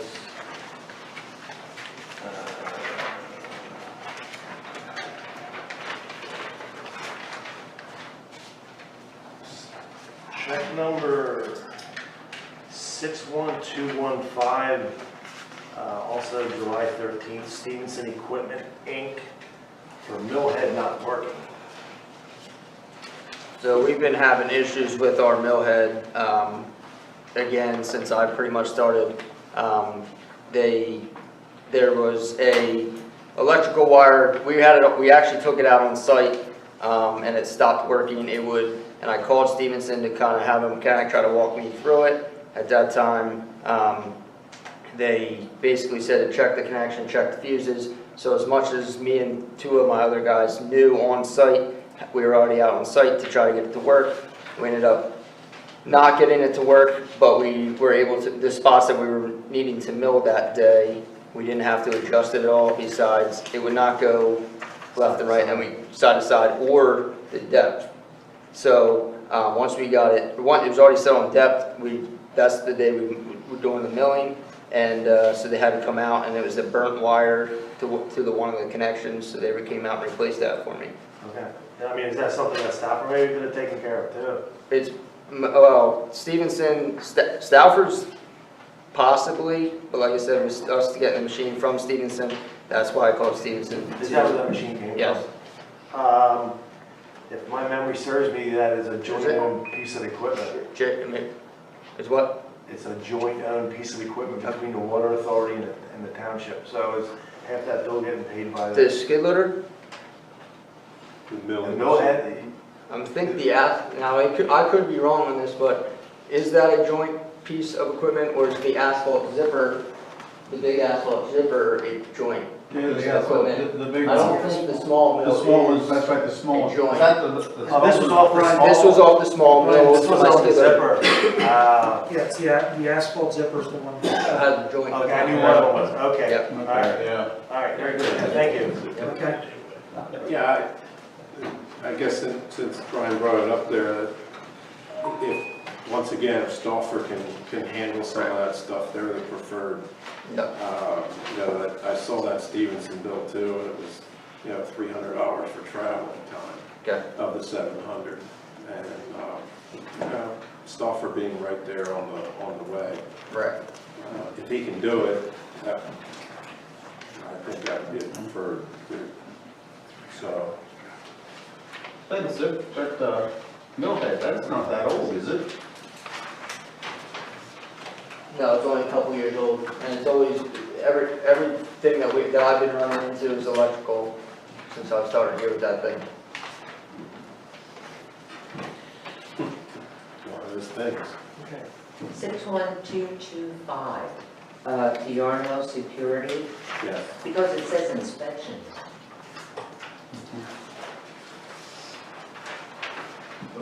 You got that one there? That's your security system here, isn't it? Yeah, Mike has the list. Well, I know each year, and I'll look to see if it's it, but Yarnell comes out and does like a service type of inspection at all the sites to make sure everything is going to And be. they charge for it. Yeah, it's like a maintenance type item, where they'll make any repairs, things like that. Should be right at the top. Sorry. They're not in alphabetical order. Yeah, Y back. What'd you say? Y on the back. Oh, really? Spies. That's how you do it here on the east side. I think if you want to check that security system, am I right or wrong? You would have to pay to have it done. If you want to really look at it. There you go, yeah. Inspection per code, central station monitoring service, cellular backup monitoring, and virtual keypad app is what total up into those. And then the internet monitoring 24-hour check-in, so it's 792.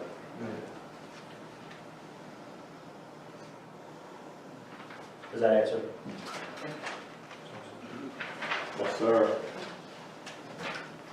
Check 61203, D for services.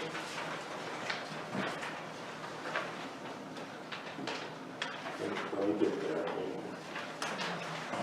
On page 3. Yeah. Nicholas goes on. Oh, that's, yeah, that's for Matt Cream. Matt Cream, he's the TIF lawyer.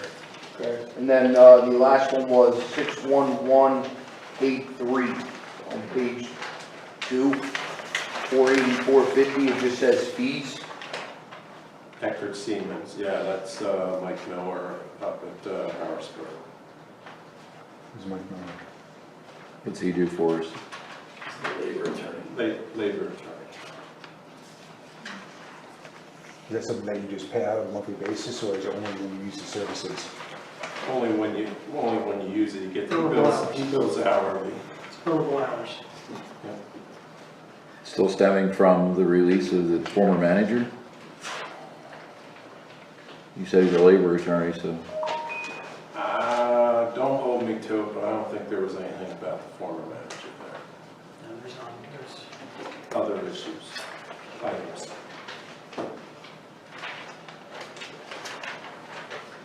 Go ahead.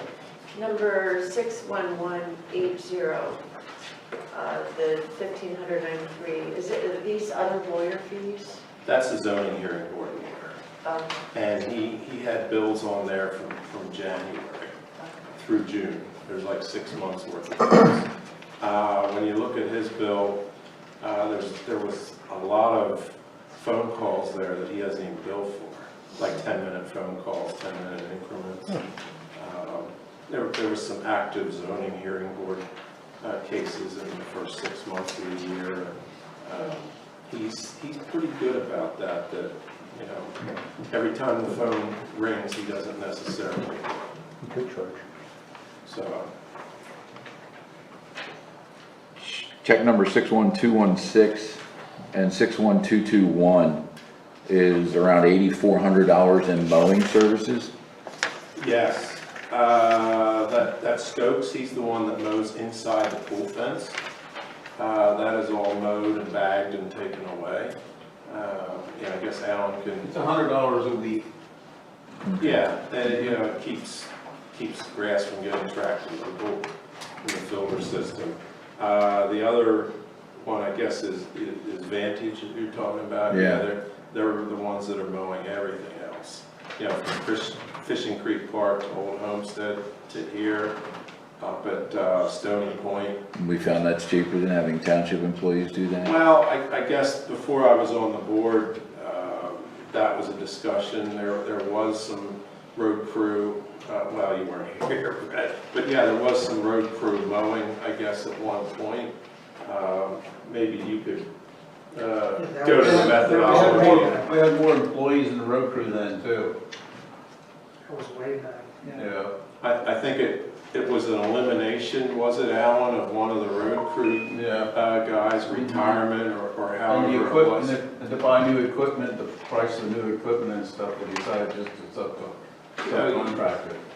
You look at the cost of an employee, it's you know, upwards over 50,000 a year, and way over 50, and then until you start adding equipment into it and all, it seems like a lot of money to mow grass. I just wasn't sure where they were mowing, if they were mowing township properties or. They're doing basically everything.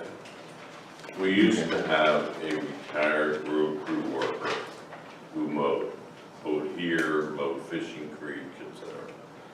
And he was not a full-time, he was not a 12-month employee, but you still had to give him a pickup truck and a trailer. Oh, yeah. To get the mower from here to there, and it was outsourced at about the same money without having to pay any benefits at all. Yeah. that's where the advantage of that would come in. That makes sense. And then just one final question, I'm assuming the approval of the new credit card for township use will basically designed to help eliminate the number of reimbursements to township employees? Not necessarily. I mean, no offense to Chief Kepley, I'm just looking at, there's almost $1,000 worth of reimbursements there. If the card will reduce that and have better control on that, I'm all for that.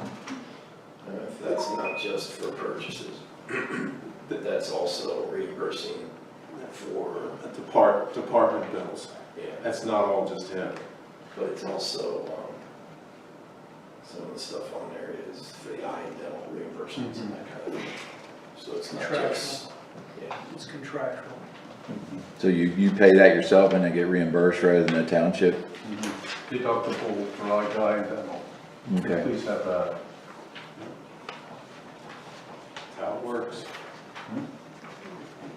So, anybody else? Okay, hearing nothing more, I make a motion to approve the bills as presented. Second.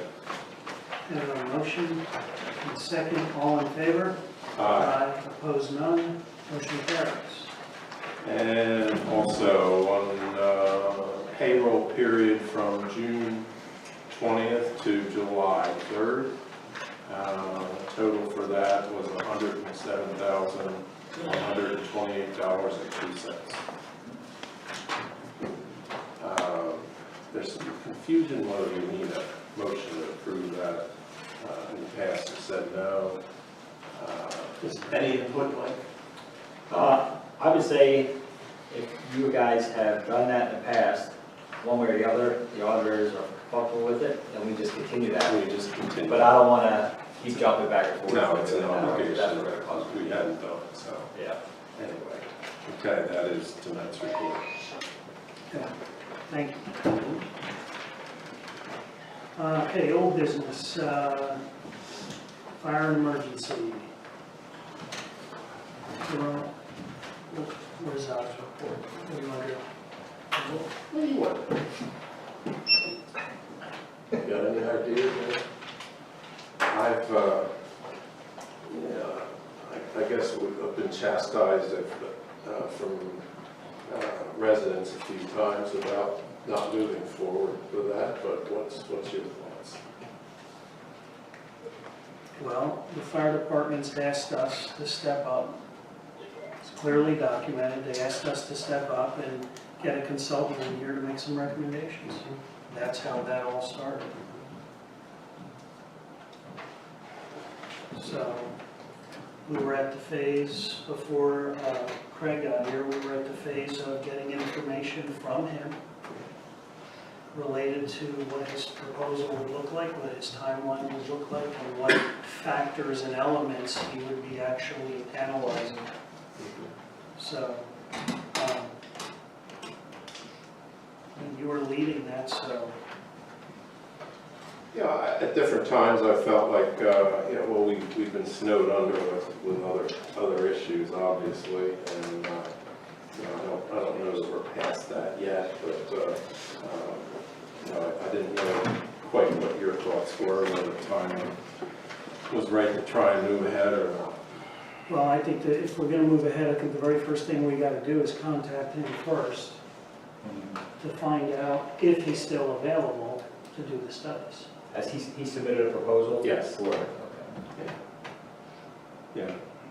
I don't want to overload our agenda because we've got plenty there, but I didn't know what your gentlemen's thoughts were. Are there any financial benefits to it for the township? We don't know.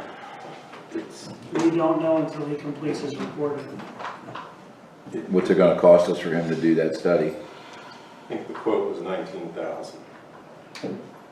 One of the prerequisites from him, he wanted to see a buy-in from everybody to move forward. The companies, the fire companies. The companies and the board. He said if there's any kind of hiccup in the chain there, you know, we're probably not going to be making solid progress. And I'm assuming we have reticence on one or more of the departments to move forward with that? Or reluctance? Reluctance. I guess the thought processes are all the way across the spectrum here. You know, there's thoughts that people want to move ahead, there's thoughts that people don't. And it's, you know, it's a challenge. Yeah. It's been something that's been in front of the township for a lot of years. And, you know, we're kind of still in the same spot. You know, it's been determined that, you know, an outside mediator coming in, a specialist, will be helpful in making progress here. And I believe that. But, you know, the buy-in has to be there for everybody. So, you know, I don't know that I've personally seen that yet. There's reluctance in some places, and there's, you know, other areas people want to move forward. So, In my simple mind, if the departments aren't willing to commit to further investigation, then it's a dead issue until they are. We shouldn't waste our time on it if they're not willing to sit down at a table and talk about it. All three of them. well, you know, I think that talk happens. It's a matter of, you know, when do we get past that and actually get some concrete steps done. Can I say something, please? I'm on line here. Can you identify yourself? Huh? Who Can you is, hear me? who is It's this? Donnie. It's Donnie. Okay.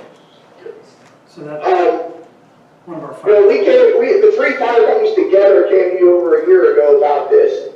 So at that point we were together. I think, you know, if we go off that, which is public record, that we need to move forward with this and stop messing around. Okay, I'm not sure all the other companies' personnel would say that. But did we not come to a meeting, the three fire companies together, when we had that emergency there, the fire board or whatever it was with Hank, and tell you we were looking for help from you guys, what you want from us? Would it happen today? That I don't know. I don't know. That's my point. But the only way we know to move forward is if we need him to come in and talk to us. That I think is the main key. At least hear what he has to say to us, and then that might open some people's eyes. I know one of the reasons why people don't want to be doing it because they may not have the positions they're going to have in the future if they recommend changes, and they don't want to lose their positions. Well, I don't know whether I would say that. That's to be seen. But, you know, it's a big commitment. It's a big commitment with money and time. And, you know, if we start going down that road, I want to make sure we're not wasting people's time. Well, I think it needs to be done. You know, we voted on mergers 3 different times, and companies voted no on that because of certain reasons. And it's come to the point we need to do something. And volunteers are getting less and less, and we need to do something to get the volunteers back. Or if not, you're going to be paying for fire service in the township.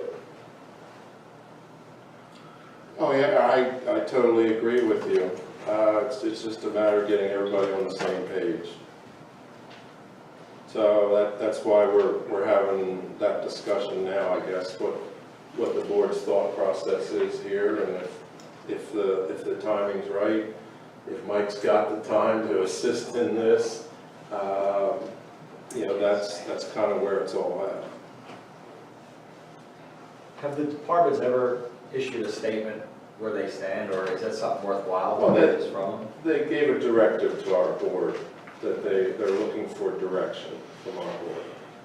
No, wait, I'm gonna take opposition to that. Absolutely, I have heard it in a public meeting. Yeah. I'm not gonna repeat it, but I have heard one of the fire companies publicly state their stance.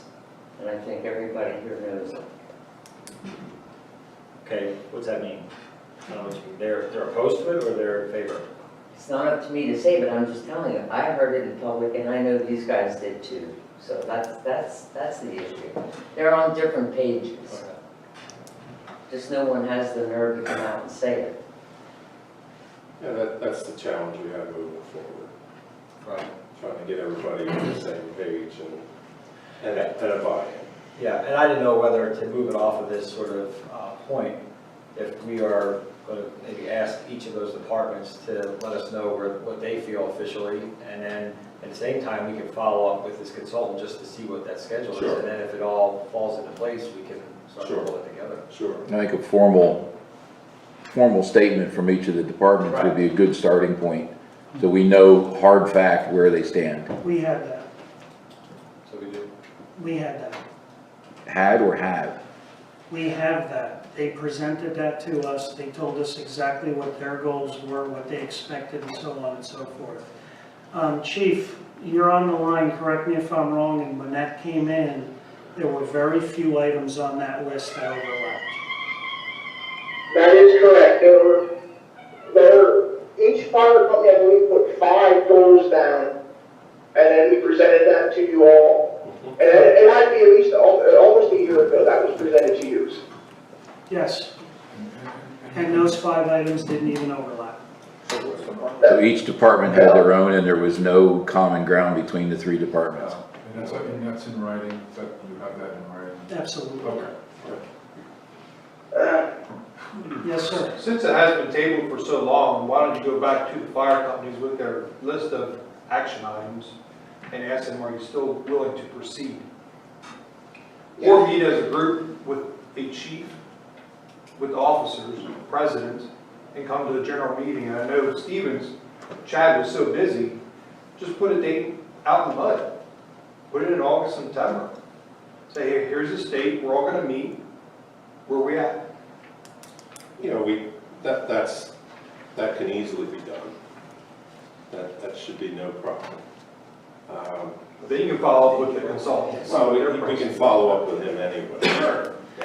Well, the next step we need to take is take the list that we got from them, send it back to them, and say, gentlemen, please review the itemized list of where you stand from, Chief, correct me, Alan, over a year, year and a half ago, or a year ago. Yeah. And is this where you still stand? Well, why can't they rank, like, they did 15, right? They had 15? They have provided. 5 each. They have provided, you are dealing with entities that have very different opinions Sure. on how things should be laid out. Sure, I understand that. So, And the lists that they presented show that. right, but is it that, I don't get it, I don't understand. I mean, this is Edward speaking. Everybody has different priorities. I understand that, but there has to be a bridge of communication where there could be possibly like maybe 2 from here, 2 from there, 2 from the other person, and then they can all agree on, come to some sort of agreement on the way to move forward. I just don't understand how That's where the buy-in has to come in place, where everybody's reaching for a certain goal. Unification. So it sounds a lot more complicated than what we're understanding. That's where we're at. Out of 15 things, there's no mutual. You have very different entities Correct. in So- procedures, in operations, in personalities, in methodologies, in name it. So if it is the case, why don't you guys just take it off the agenda? Like every 2 weeks, we're talking about the same thing. It's not getting anywhere. No, I Jeff? think it's fair to at least ask a few questions at this point. You know, maybe there's some changes in the 5 points. That's up to Jeff, that he's the liaison with this one now, and he can make that recommendation. Maybe, I just, you know, I would recommend sending the list back to each department, saying, here's what you stated a year ago, where do you stand on this now? And just remind them that the focus should be on what's best for the township, not what's best for each of those departments. Because that's what I'm hearing, is they're looking at what's best for each individual department and not what's best for the township. And if they're gonna serve the township, they need to be focused on what's best for the township. no, I don't disagree with you. Let me give you a quick analogy. It's like taking the 3 Italian pizza places on 272 and saying, no, we want to merge them. Think No, about that's how- not a good analogy. Well, it is. Totally different It's the same analogy. You're thing. talking a for-profit business versus a But I'm public trying to say, service, try to and get there's them two, to that's agree. different. You can't Try to put the get two them to all right, together. let's move on. So Mike, let's try that. Okay. Yeah. It's a totally different analogy. Totally different. No street lighting. Makes no sense. Yeah, It's done. it's scheduled, it's approved, it's just waiting for it to arrive and put in place. So let's We remove can that cut one. that off and Yeah. Yeah, just remove get that that update, one. and be like, hey, it's there. When it's done, it's done. Exactly. Okay. And just refresh my memory, that's improving the lighting at the intersection of North Reamtown Road and Colonel Howard Boulevard by the True Hotel there. Exactly. Yes. Long overdue. Okay, any new business, information business? John? Mike, do you want to, I was gonna do it under my report. okay, fair enough. That's fine. Manager's report. Mike? Yep, we issued and received 3 responses back from law firms concerning the township solicitor RFP that we submitted. We did submit, I believe, out to 9 total, if I remember correctly. 1 is in Lancaster, Russell, Kraft, and Gruber, based in Lancaster. The other 2 are based out of Wyomissing, Hartman, Valeriano, McGovern, and Lutz, and Kozlov Stout attorneys. I think we had about 3.5 weeks or so, maybe 4 weeks to submit that proposal.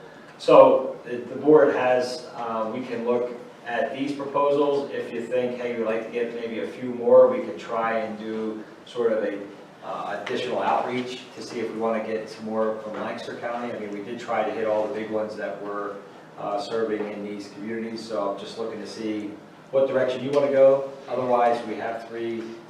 I would suggest we review them if you want to move in that direction, and then we would bring them in to meet with them. But otherwise, if we want to try and get a few others, we'll try and do that as well. But what I would like to do at this time is I did not get a chance to dig through these in detail. Okay. Okay? So I'd like to digest the 3 we have Sure. for now. Okay. Because then we can always decide based on what we have, do we get more? I'm happy we did get 3 proposals there. You know, this is such a long-term appointment. Mr. Goodman's been here for forever, I guess. And, you know, I want to make sure that we have the most interest that we can get.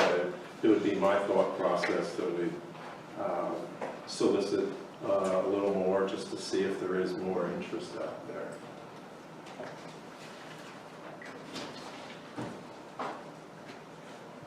I'm fine. Okay. So while you are reviewing them, we'll try and see if we can get a couple more possibly today. See if there's any more interest. Yeah, we kind of jumped ahead of this in the fact that we weren't waiting until December to do this. Obviously, we're trying to get someone on board so that we can make sure that transition worked well. So there's not a clicking clock, you know, a ticking clock right now, but we don't want to let it go too long. Right. Okay. The credit card part we took care of, and the other one is the regional elected officials meeting. We're going to be hosting that on the 27th. So it's just a reminder, we put the agenda out. If there was anything in particular that the board wanted to see on that agenda, you could advise now, and we'll get that taken care of. I know we do send out the notice to the school and to the other municipalities to have them add. Denver Borough has responded that they want to have a discussion about the SRO on that meeting, and they also, the county may be there to present some information on that group that's getting together to talk about the update of the regional comprehensive plan. We've got all our contacts in, and they want to look at scheduling that meeting. So that's something that will be coming up. So if anything else in the meantime, I mean, we control the agenda from that end. We have time to do it, but this is just an opportunity. If there was something on your mind you wanted to talk about. When is that meeting? That's the 27th at 7 o'clock at the Reevestown Fire Hall. Open to the public. A couple other items. When I put my packet together, the rec board met on Tuesday. And there were a couple of timely type items that maybe I could throw out to you guys so we can, since we're meeting tonight, we can look to take care of. And Ed's here as well as the chair of the rec board, so I'll kind of go, and if there's something that you need at. Focus first on the pool. We're looking to schedule a mid-season check-in meeting with representatives from the rec board, the pool committee from the rec, and the township, and the Effort Rec Center. Just to talk about, it's the first year they're in place, to take a look at some issues, scheduling, programming, just to make sure, again, through this first new year, we're all on the same page where we are moving forward. So I think it's a great idea. I know years ago when Denver did it, same type of meetings were held because it was a different structure, a different way of doing things, and it always has a little angst. They cause a little angst when people see things done a little differently. Plus, it gives a chance to share with them some issues and concerns, as well as some ideas that we have from our end, and how the pool's been run, and maybe it's a way of blending that together. So that meeting will be put together in the evening one night. I'm not sure. I haven't heard back yet when they're available. The other thing we're trying to deal with the pool and with the way everything came together this year with the new provider operating it, and the rec board sort of filling some of those gaps to make sure everything was taken care of, is trying to make sure people are aware of what's happening at the pool. And how do we best do that? We have a website that we try to do, but if something happens, like if you get at a pool in the evening or on a weekend, a lot of times that word doesn't get passed out. So we've looked at getting control of a Facebook page that I didn't know there was even a Facebook page at one time, but there was, to make sure that we have a clear area of communicating if the pool shuts down because of lightning, or if it's opening back up, if a night swim's on, or if a night swim's not on, if there's a special event there. Just sort of educational, informational programming to be put out so that people know they can look there instead of trying to call the township at 6:30 or 5:30 on a Friday when no one's here. The one issue with that is that, we want to make sure that obviously if it's tied to the pool, that it's limited as to who can post on there. We don't need anybody and everybody being able to post on behalf of the pool. What we've done before, and I could just speak that this has worked well in Denver, and the rec runs the Denver pool, is that we have just the pool manager and a representative from the borough, myself and the secretary, the only 3 people that can post on that website. Guards can't post, Effort Rec main people can't post, and I think we want to do that here as well, just from the point of, that way we have, the pool manager is going to know if the pool's closing or not opening that night, more so than I will. On Friday night, when we got that storm in, the night swim was supposed to happen, the pool shut down, the pool didn't open back up again when everything cleared out later, and there were a lot of people who were confused and concerned as to what that would be. I was sitting at dinner at that time, so I didn't know whether the pool was open or not until I started seeing the chatter of what was going on. So the way we get around it is, obviously that message needs to go out so people don't drive to the pool expecting that they can get in and find that they can't. So I believe with the help of Ed and Alan, we tracked down who was running that. We got that administrative stuff back, and the Denver pool manager, who's a teacher in the Cocalico district, works for the Effort Rec, will be working with the pool manager at the Reevestown pool to try and make sure we have a process in place that's limited as to what that information can go out. The way we set that up is we don't comment back if someone writes back and says the pool stinks or something's going on. That's it. You just are saying the pool's open, pool's closed, this activity's happening. We try to clarify information. We don't get into this debates and discussions about that. You can't, unfortunately, limit people to not post. There's no way if someone does write back something like that, you just have to, believe me, I've been referred to as many different things on Facebook posts from Denver that you just gotta let it roll right off and you don't respond to. So again, a way of trying to make sure as we get community excited about the pool that we have a better way of educating and letting people know so that the pool is a positive thing as opposed to a problem or a thorn when you're trying to get in. Now, real quick, that'll move us into our night swim schedule. There was a night swim scheduled for July 23rd, and then I believe another one on August 6th. July 23rd is the day before the regional swim event, so the swim team had asked that they need to get in and set up. So they asked for that event to be canceled. So the board can consider, I know the Effort Rec had contacted me and said, would you be willing to do August 20th as another day, possibly a day in July 30th? Do you guys have a preference? If there's no additional cost to the borough, it's really just to the township. It's sorry, I had the wrong hat on. It's a service that hopefully extends and gets more people interested in the pool. So if you are comfortable with creating those 2 extra days, we can get those advertised, make sure they're aware, and people know that we have 2 extra night swims at the pool. When does school start? School starts the 23rd, 24th. So, yeah, it would be, I would think the July one's going to be visited more than the late August one. Usually you get into late August, people are going back to school, they're doing their sports events, all that stuff, it falls down. But it's still, if it's warm, it's a nice way of closing out the year and getting people excited to do for the next year. The other component of it that I want you to consider real fast is how we want to maybe handle payment to get into the night swim. Historically, right now we have on there we have a night swim that we're trying to tie in the pool and maybe doing a donation to like a Peter's Porch type of program. So there was questions of can we require it, can we not require it? There's nothing on any of our documents that say you need to pay if you're a member, you need to pay to get into the pool, or even if you are a member for a night swim. I guess it's set up that if you're a member, you go and you can do the night swim.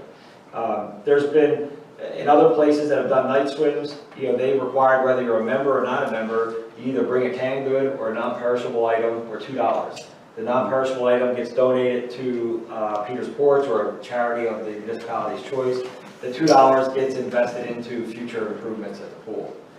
So if we wanted to do something like that, wanted to open it up to the community, that's a possibility of doing that, but we should set that as you guys should determine that here, at least officially, and then we could go and run with that. I think if you don't want to do it, if you want to just say, all right, it's only open to members, then we would just want to encourage members to bring a canned good or something to donate, because it's, again, a nice, easy way of linking the pool, the township, with something good for the community. Yes, Alan. The procedure before was night swims and members got in free. If you weren't a non-member, you paid half price. That's the way we did it for over the last 10 years at least. So you can do the same if you want to incorporate that as well, or that kind of takes away from gathering the food part, and have you feel that way, but it also makes sure you're I just said if the board wants to change it, you gotta decide that you want the $2 for night swim. Was there any chatter in there, or talk about with the rec board, Eddie, about? Yeah, because nothing was really, because it's there's been a lot of change this year. I'm thinking that doing the $2 doing the canned good and letting people not have an entry fee this year was the way to go. And then next year we'll have plenty of time to announce it. That way people can get on board, they'll see it a couple times, because there was a lot of confusion the first night swim. We didn't have the second night swim. So I think it's really in our memberships and local adjacent townships and our community just to try to, let's get through this year and then we could make and implement the changes for next year. I think it's only fair. it's a good sign of goodwill, and that's what we were what we were leaning towards. Is there a mechanism in place to handle donations that? What's that? There's some Peter Porch stuff there right now. Okay. Yeah. So, again, it's just, there's a lot of change, and it's a matter of, we're looking to make a lot of changes for next year for positive revenue generating opportunities. But again, this year was just a lot of change, and so I think it's important that we get our foundation this year and then move forward with, next year with different ideas and options. But I think it's only fair, again, to announce it at the beginning of the season or prior to the season. Yeah. Elimination of confusion is a good thing. Yeah, technically, we're almost down to the wire here for the swim season. Exactly. Yeah, and really, this is just the way, the reason why I brought this up and what they discussed was because of the way the year came, the new project, it's kind of, there's a lot of noise, so if we can Narrow it. exactly, it benefits everybody, So even if you want to continue the policy, if it's easy enough to say, you members get in free, non-members pay half price, and we encourage everybody to bring a canned good for this year, and then next year, you do the kickoff of, hey, here's how we're going to do. Those are options. We just need to communicate and agree to that one point of what we're going to do. If I can add that, there's been a number of, the problem is that we've announced $2, we've announced no charge, like there's been just a lot of miscommunication, so it's just, I think it's important, and to eliminate, I think, all the noise, I think it's, again, my point of view is that we don't charge and we ask for a perishable good. And again, in goodwill, let's just save for what we've been able to do so far this year. Let's just move forward and then next year charge X amount of dollars or whatever the case may be. I think trying to give back to the community with the frustration that has been had, I think it's probably wise to do that. But again, it's the board decision. Again, Park and Rec Board think that perishable good is good enough, but again, it's up to you guys, clearly. Okay, so for clarification, I just heard you say three things. I don't think. As a board. Yes. As a rec board. Yes. Do you guys have specific recommendations? Our recommendation was the perishable good Okay. as an option, and if you don't bring anything, you still can get in at no cost, and there's no cost to get in the pool. That's what we announced. For members and even non-members, because it just wasn't stated at all. You know what I mean? Like, it wasn't stated in the newsletter, it wasn't stated, like, none of the stuff was stated at all. Well, what other day of the week can non-members show up and get it for free? None. Then why would they do this one? Because it's a night swim, it's only for 2 hours. The question I'm gonna have now, Alan, and you and I talked a lot about this when Doug was on the board, you and I'm not sure from the insurance and the liability side of things. Okay. We can open that pool up to just anyone in the county that wants to come in. Okay. I'm not quite sure how that policy's written. We have to check that. If pool policy. it's free? Yeah, if it's Okay. free and it's opened up.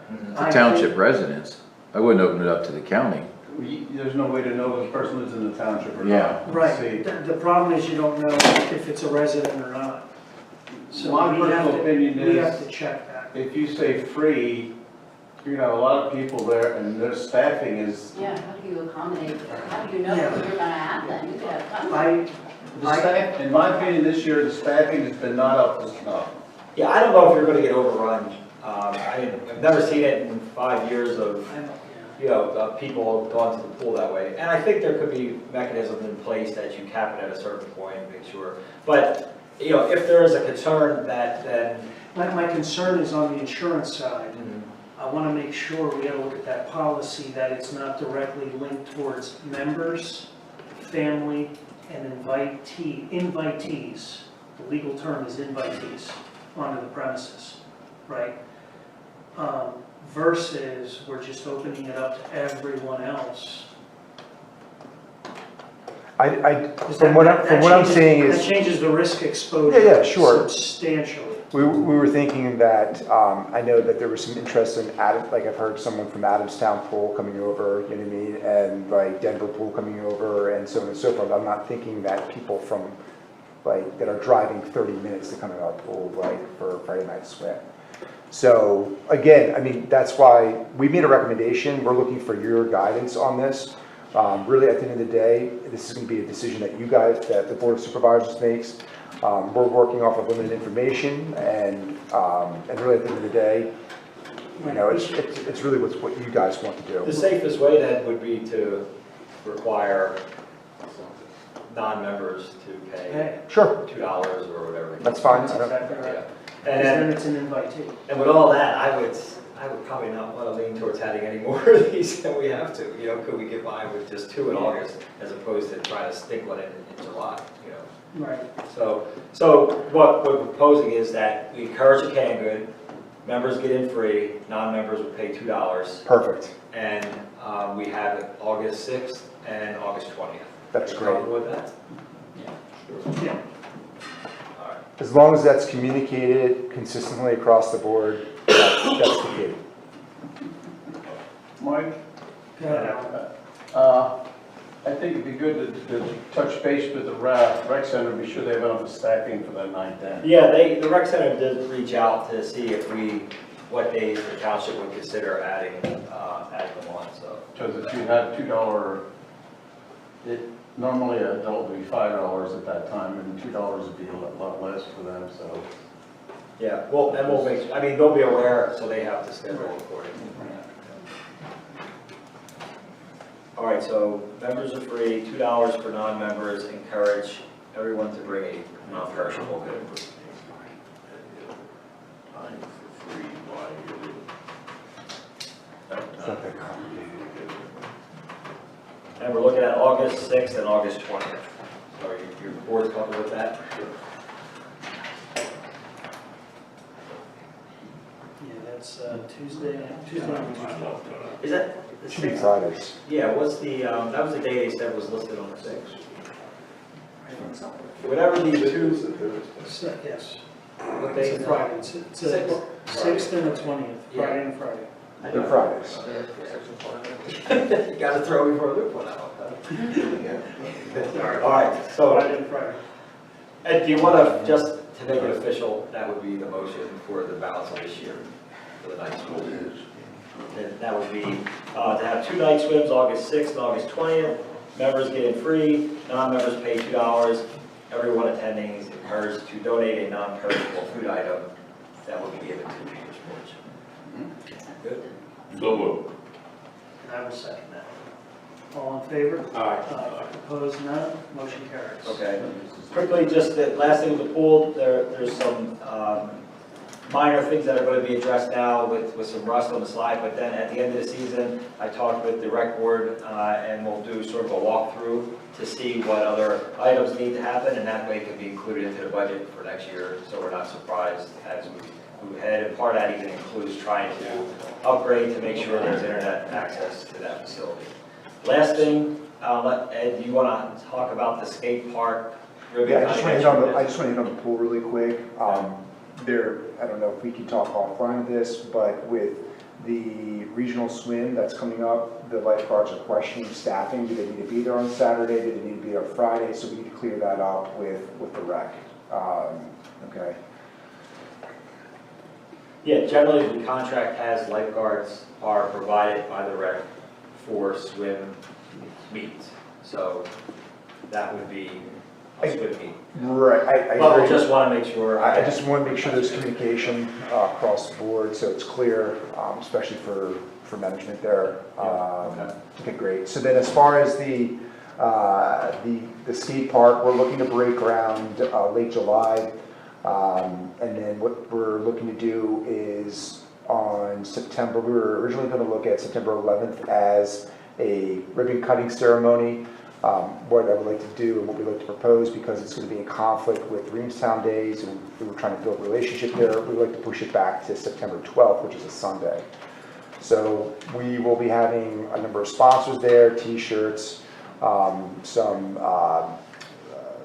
food trucks and so on and so forth. We'd like to have a newspaper there. We're planning on having a newspaper there, and especially, the Board of Supervisors, so that way they can kind of shake hands and kind of do that. So what we need to do is we just need a motion to approve the event for September 12th, and we will work out all the details in the back end as we've been doing with the other projects. Are you gonna have a cake?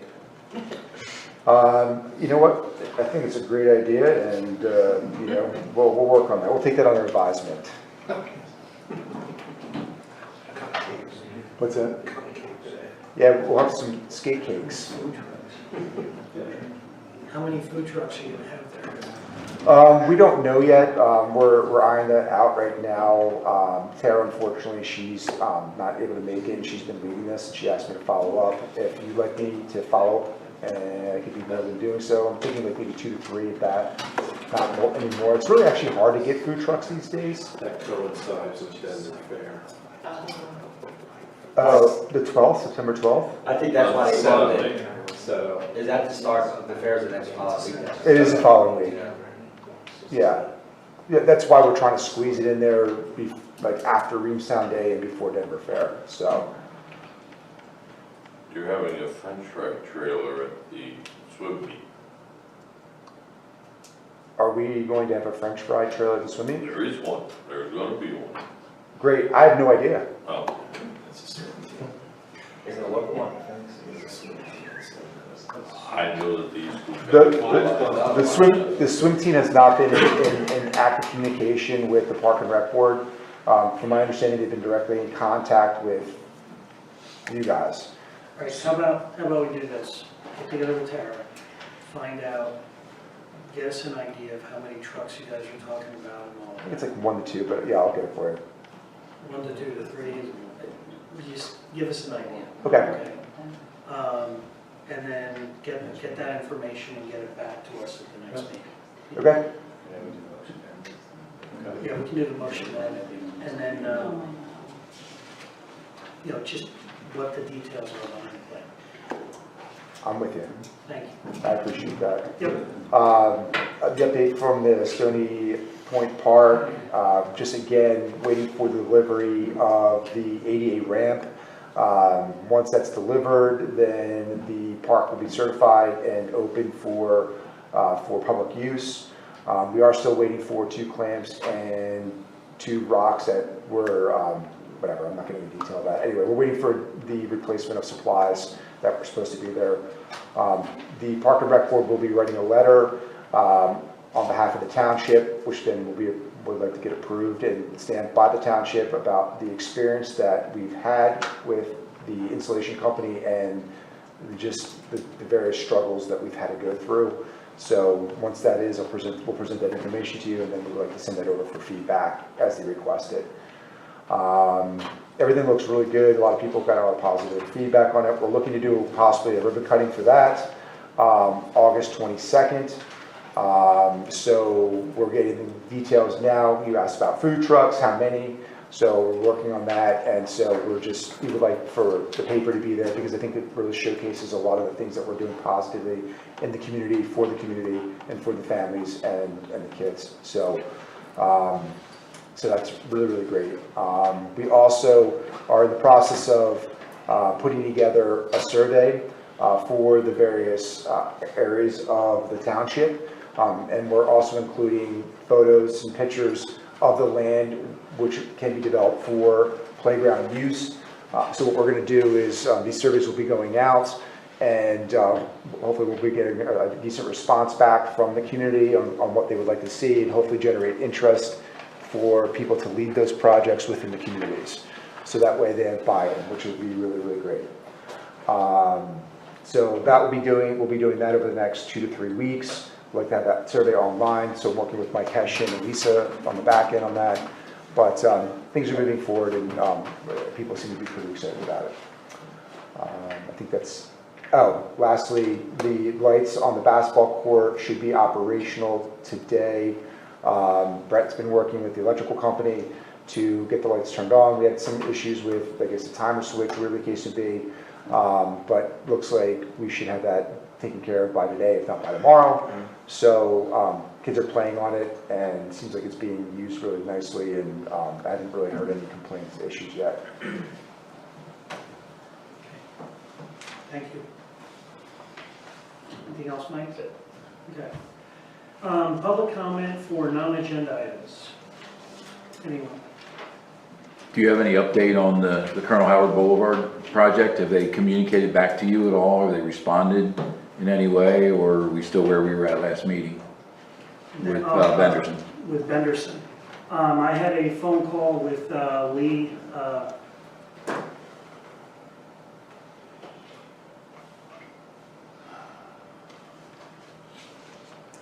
He called me on the 13th. So I called him back, and we're just kind of playing phone tag right now. So they're not wanting to deal with the whole board in a public session, they just want to deal one-on-one with you? Is that what I'm hearing? No.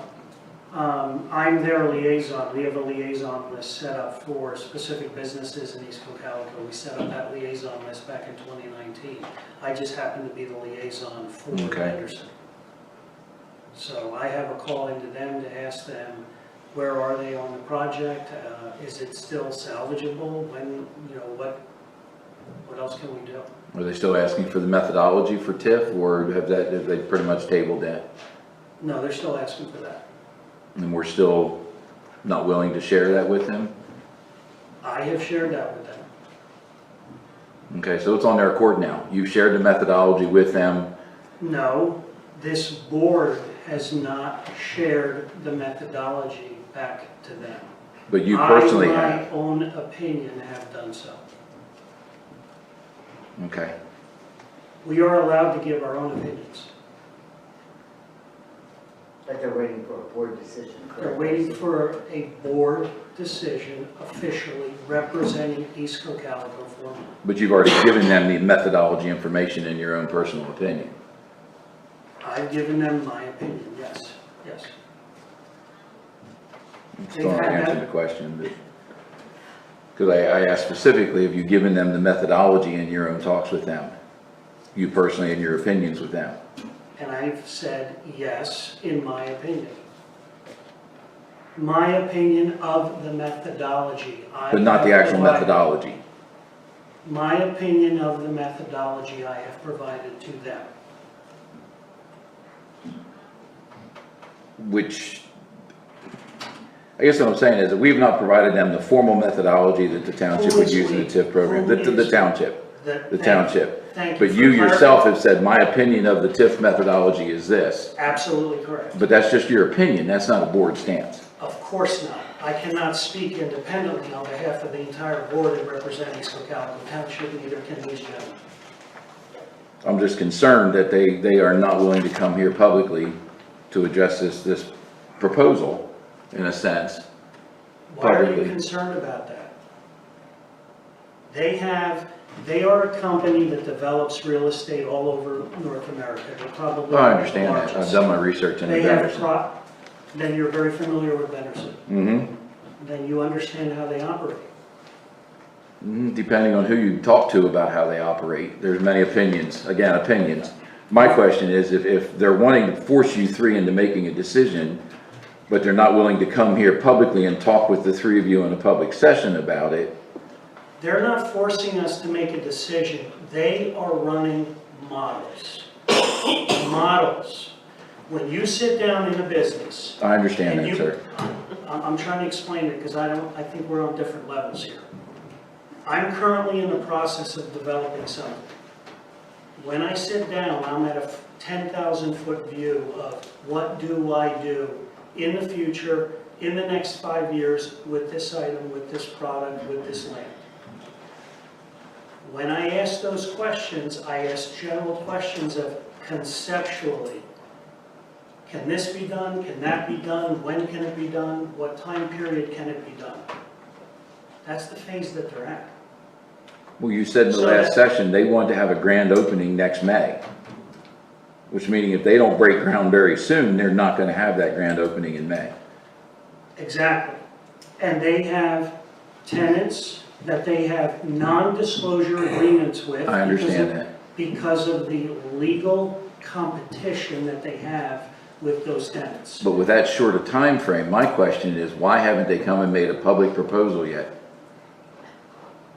How can they make a public proposal when they haven't finalized exactly what the How can they numbers? plan a groundbreaking next May if they don't have that already done? So it's our job to question the time horizon No. a company has in terms of I'm saying executing their if they want plans. to do that, they already have all that done. And No, no, no, they're no. stringing us along, You're, in my opinion. okay, Let me ask it, RC, let me ask it a little differently. I know your stance. I do not know yours, and I do not know yours, Freddie. That's the problem. I We need understand a that. board decision. There has not been a motion and a second for me to take a stance on. Do you have a stance? We're asking now. Do you have a stance on this? I don't have a stance on it. I have a stance on the fact that I have yet to find out exactly what Benderson wants. They've never sent, I shouldn't say never, I have never yet seen a piece of letterhead that said, dear East Cocalico, here's what we would like. I hear a lot of spoken things, but I have yet to see that on a piece of paper. And I have yet to find out what definitively, whether they have met with PennDOT or have not met with PennDOT. And 2 of the 4 roads that border that are PennDOT's. 2 of them are ours. I said last meeting that I had never seen anything. I believe I was told that I was on the email list for April 23rd, or 26th. And that is true. That email said, good morning, gentlemen. RC and myself met via Zoom with representatives from Benderson Development to discuss their latest plans for Cocalico Commons on Colonel Howard Boulevard. Benderson has 2 clients ready to sign agreements immediately, and a 3rd very interested with an aggressive development schedule. These clients mentioned a projected move-in date of May 2022. Required traffic impact fees are the issue needing clarification. Several key questions. Bullet point. They need clarification on the traffic impact fee methodology. Bullet point. Once the TIF is paid to the township, who would be responsible for those required improvements? Bullet point. What are current PennDOT improvement requirements for Denver Road, Route 272 intersection, Colonel Howard Boulevard, and the Route 222 on-off ramps? The last bullet point. Are PennDOT improvements required to be implemented ASAP, or can these be scheduled over a timeline? Please be aware and consider the aggressive schedule. We have promised to get back with them with some answers this week. Regards, Tony Luongo.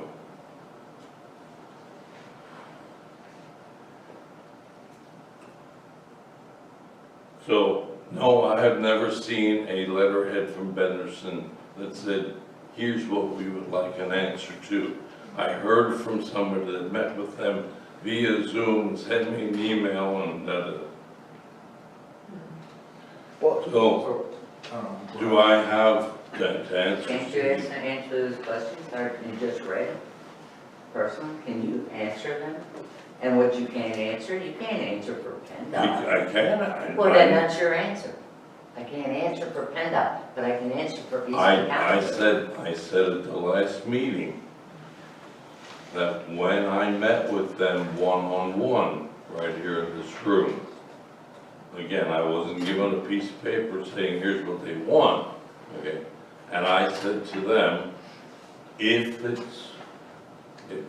y'all do the work, you get one price. If we do the work, we have to pay scale. And that's about 30% more.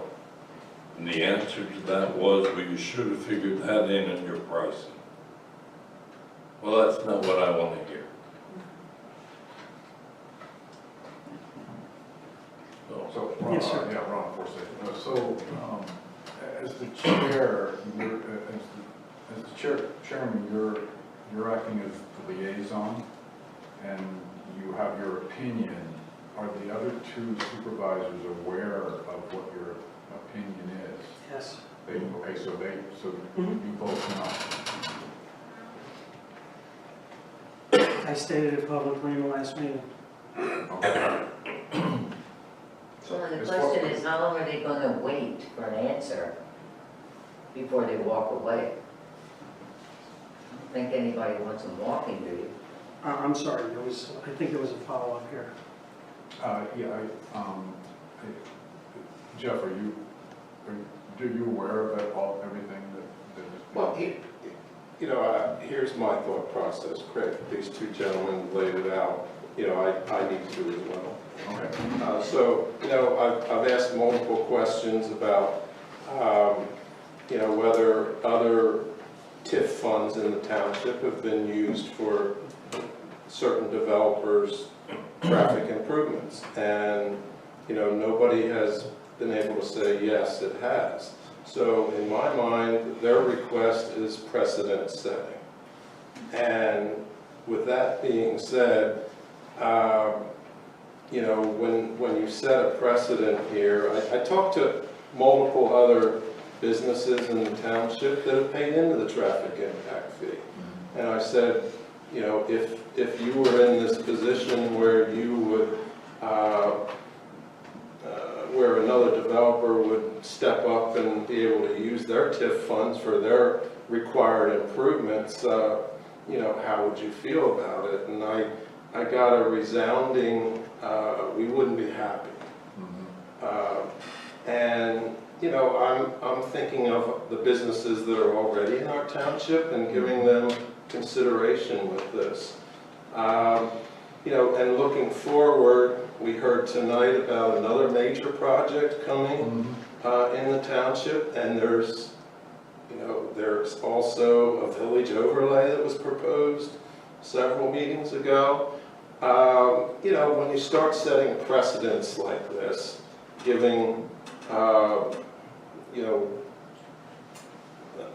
I'll choose my words carefully here, allocating traffic impact funds toward developers' road improvement requirements. Once you start going down that road, how do you tell the next developer, well, no, you're not eligible for that either? Or how do you tell the next one, well, no, you're not eligible, it was just this developer. So I see it as precedent setting. And, I don't want to go down that road. I see it as undermining the program as it is put together. And, that's going to be a problem in the future. Everybody that's paid into it, they're going to have a problem with it. The future developers that come along, if they don't get the same consideration, they're going to have a problem with it. If you stay the course, you stay the course. Let me correct something here, I'm sorry. Henderson has not said, I want this money used exactly this way and allocated. They have not said that. They have said, when we pay traffic impact, what is your method? How do you apply it? Just let us know so we can do our calculations. That's all they're asking for. And I believe at the last meeting, Doug even commented, there were companies, and I believe Mike's list from the monies that's been out there, Mr. Mackley had indicated that in the past, it is a board-level policy decision when traffic impact is applied and paid. Do you use it in one project? Do you put it in a separate account to be used later? The only requirement in those funds is that those funds legally stay within the geographic realm of where they are to be applied. But the actual application is a policy decision. And it's been done in the past, it's not precedent setting. And it's not precedent setting because it's been done in the past. And number two, it's clearly not precedent setting because they're not asking specifically for that. They're just asking, how do you apply the money so we can go back, do our calculations, so that they can do their business model and calculate how much rent do I charge, over what period of time, because they need to know what their carrying costs are. How do they know what the TIF fee is, though, to do that? If they haven't made a proposal and we've given them what that fee They would be? gave us an estimated of 600 and, I can look it up, 615,000, 617,000. So Becker or Brenderson gave it to you, or the TIF committee did? No, Benderson did. They have their own engineers. They came up with their own calculation. So they asked us, as an example, with these numbers, that's all they did. Tell us, give us your method, your policy. How do you apply it? That's all they're asking. Yes, sir. So going back to the last meeting, they're not asking for, I call it a favor, they're asking for a method. So the other two gentlemen, can you guys give them the method that you guys are using? We're working strictly on hypotheticals here. Correct, but if there's a method, can you guys give it to them, they like it or not? Well, the method is what was done in the past. So can you guys communicate that is what I'm saying? Well, the chairman just said there's 3 different ways that it could be used, as long as it stays in the geographical of the township. There's 3 different quadrants in the township where it's been used. There's been discounts to developers to allow the money to be used in any one of the quadrants at the board's discretion. There it is. There's methodology. There's policy. Yes. Negotiable. And that's a precedent that's been there. But why can't you just tell them?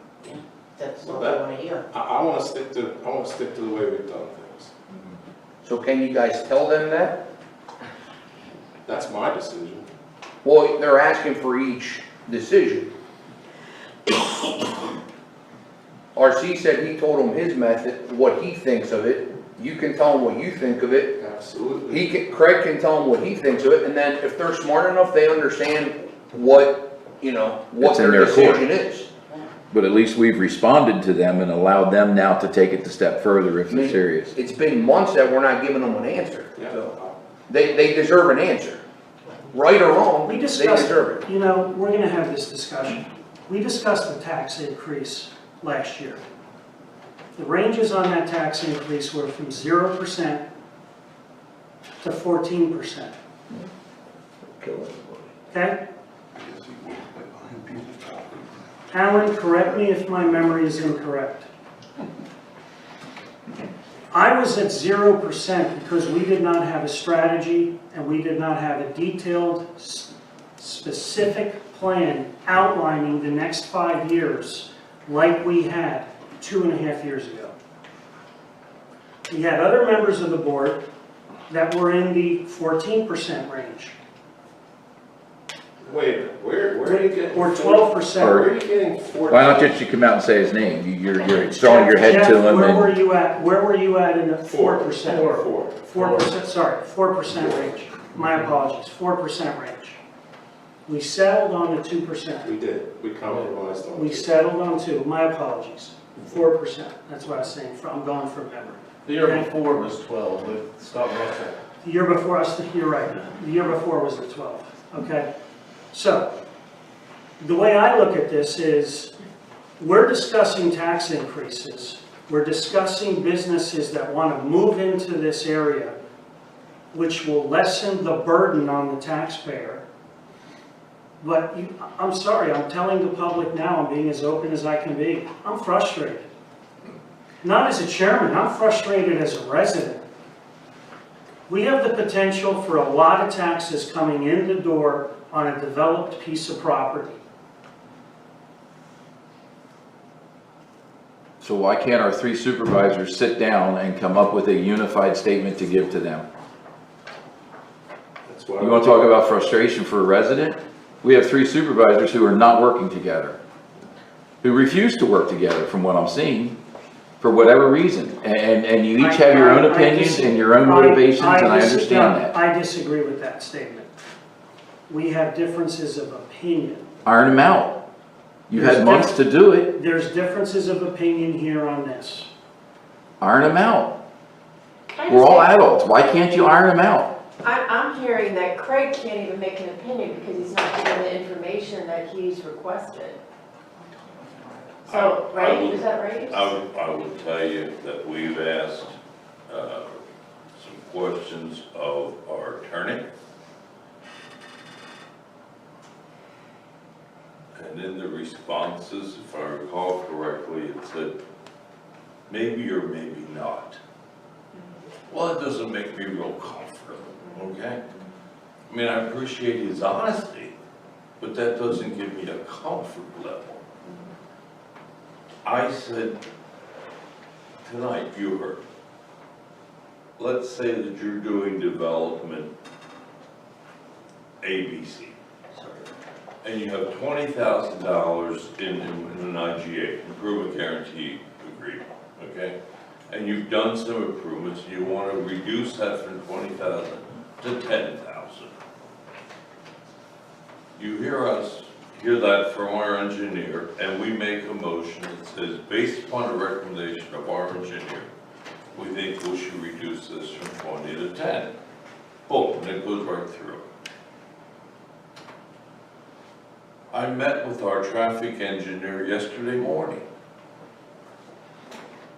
and said, educate me. Tell me what is the normal process. Now, he says he's been a traffic engineer for 30 years, I believe. He said, we've been around the block, if you will. I said, just tell me the normal process. What happens? And he said, long before they get to us, they meet with PennDOT, if it's going to involve PennDOT. And yet, on the email that I got from Tony in April, where they wanted an answer in a week, they said, what are the current PennDOT improvements required for Denver Road, 272, Colonel Howard, 222 off on ramps? And our PennDOT improvements required to be implemented ASAP. Now, those aren't questions for this body. Those are questions for PennDOT. Did they meet with PennDOT? Did they meet with PennDOT? They were kind enough to show us a sketch. The sketch basically takes those 60 acres and breaks them into 30, 20, 10. 30 acres is this larger project. 10 acres is the small component. The 20 acres, they don't have a tenant, or I shouldn't say, if they have a tenant, they have a share, okay? They indicated that it would probably be pad site or pad sites. And they would be of such a nature that they would likely trigger some traffic improvement necessities, because they would be creating a lot of turning movements and traffic flow and whatever.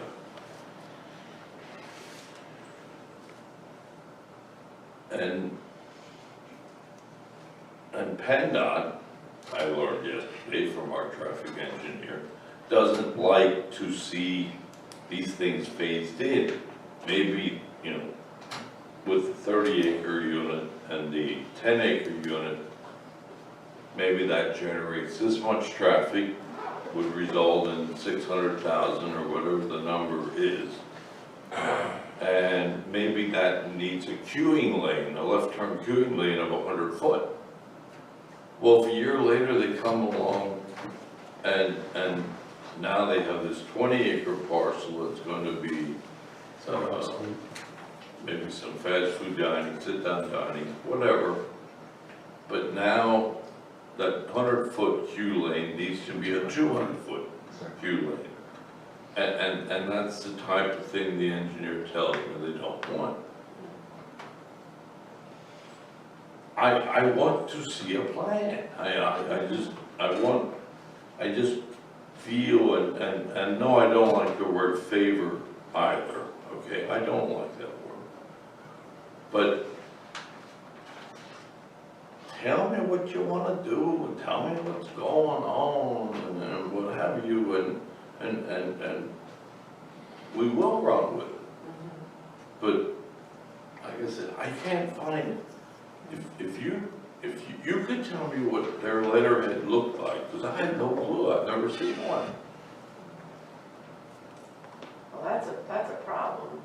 The company, not reading the information. If I had a traffic engineer that we were paying, that sat here and said,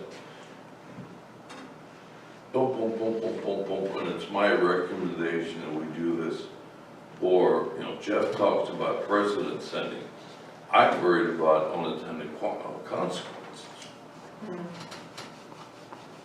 Just as an example, we had a developer right in here tonight. They're moving forward, their methodology works, they want to be here in this township. They're not asking these questions from us. You heard them say they're going to put a traffic light in on 272. They're not throwing that on us as a board. You know, I just see it as Very odd. This is just an odd circumstance, it appears. You know, if we start making decisions on hypotheticals, where does it take? Right. The public would start holding us accountable to just, you know, if we start making decisions on stuff. So I'm hearing a 2 to 1 consensus that we need to put a temporary hold until they provide more information before we can give them an answer that they're asking for. Let me add one piece of information here.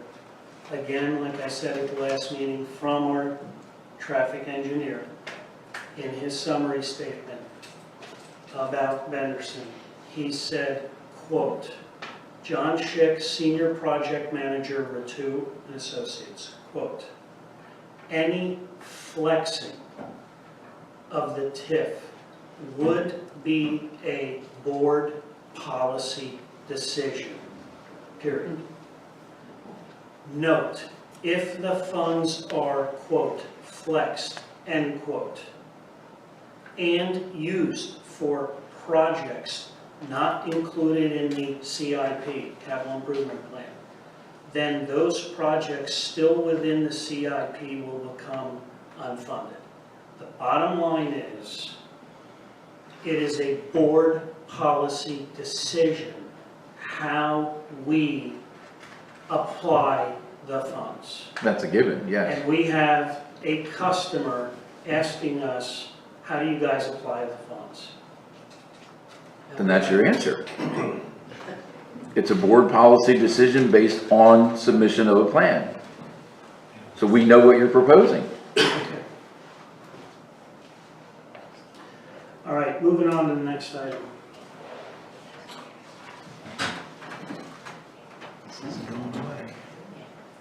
So the next supervisors meeting will be on Thursday, August 5th at 9 a.m. Public meeting will be held at the Township Building and via live Zoom. The Cocalico Area Leaders Meeting will be on Tuesday, July 27th at 7 p.m. and that will be at the Reamstown Fire Company. Somebody had asked if it was a public meeting. That's the announcement for the public for the leaders meeting. Okay. So again, July 27th, 7 p.m. in person at the Reamstown Fire Company. I just have a quick question, I apologize. Yes, sir. This is Eddie speaking. So, Craig, I know, like, 2-3 meetings ago, like, you had like a list of questions that, and I just wanted to see if they followed up. So you asked questions to the developer, right? Did they ever respond back to you to those questions? 'Cause I know that you made that point a couple of weeks ago that they never responded to them. So you had a list of questions. Did they respond to you and answer your questions? No, I've never received a phone call, an email, a text. I just want to clarify, because I remember that was And something. I would like another Yeah. clarification, Mr. Chairman. You had made a comment that there was precedent, that this is not precedent setting based on previous projects. Can you name those projects you're referring to that you know? That was before my time. Mr. McLeod mentioned that in the last meeting. So we don't know for sure, other than the word of a former supervisor, that this is not precedent setting. Well, with his level of experience and as long as he was here. Is there a way yes. we can find that out, how those funds were used? Because this list lists a lot of engineers, but it doesn't list projects. I would recommend you ask Mr. McLeod. Again, that's before my, I'm not sure. I'm not sure, that's ages ago.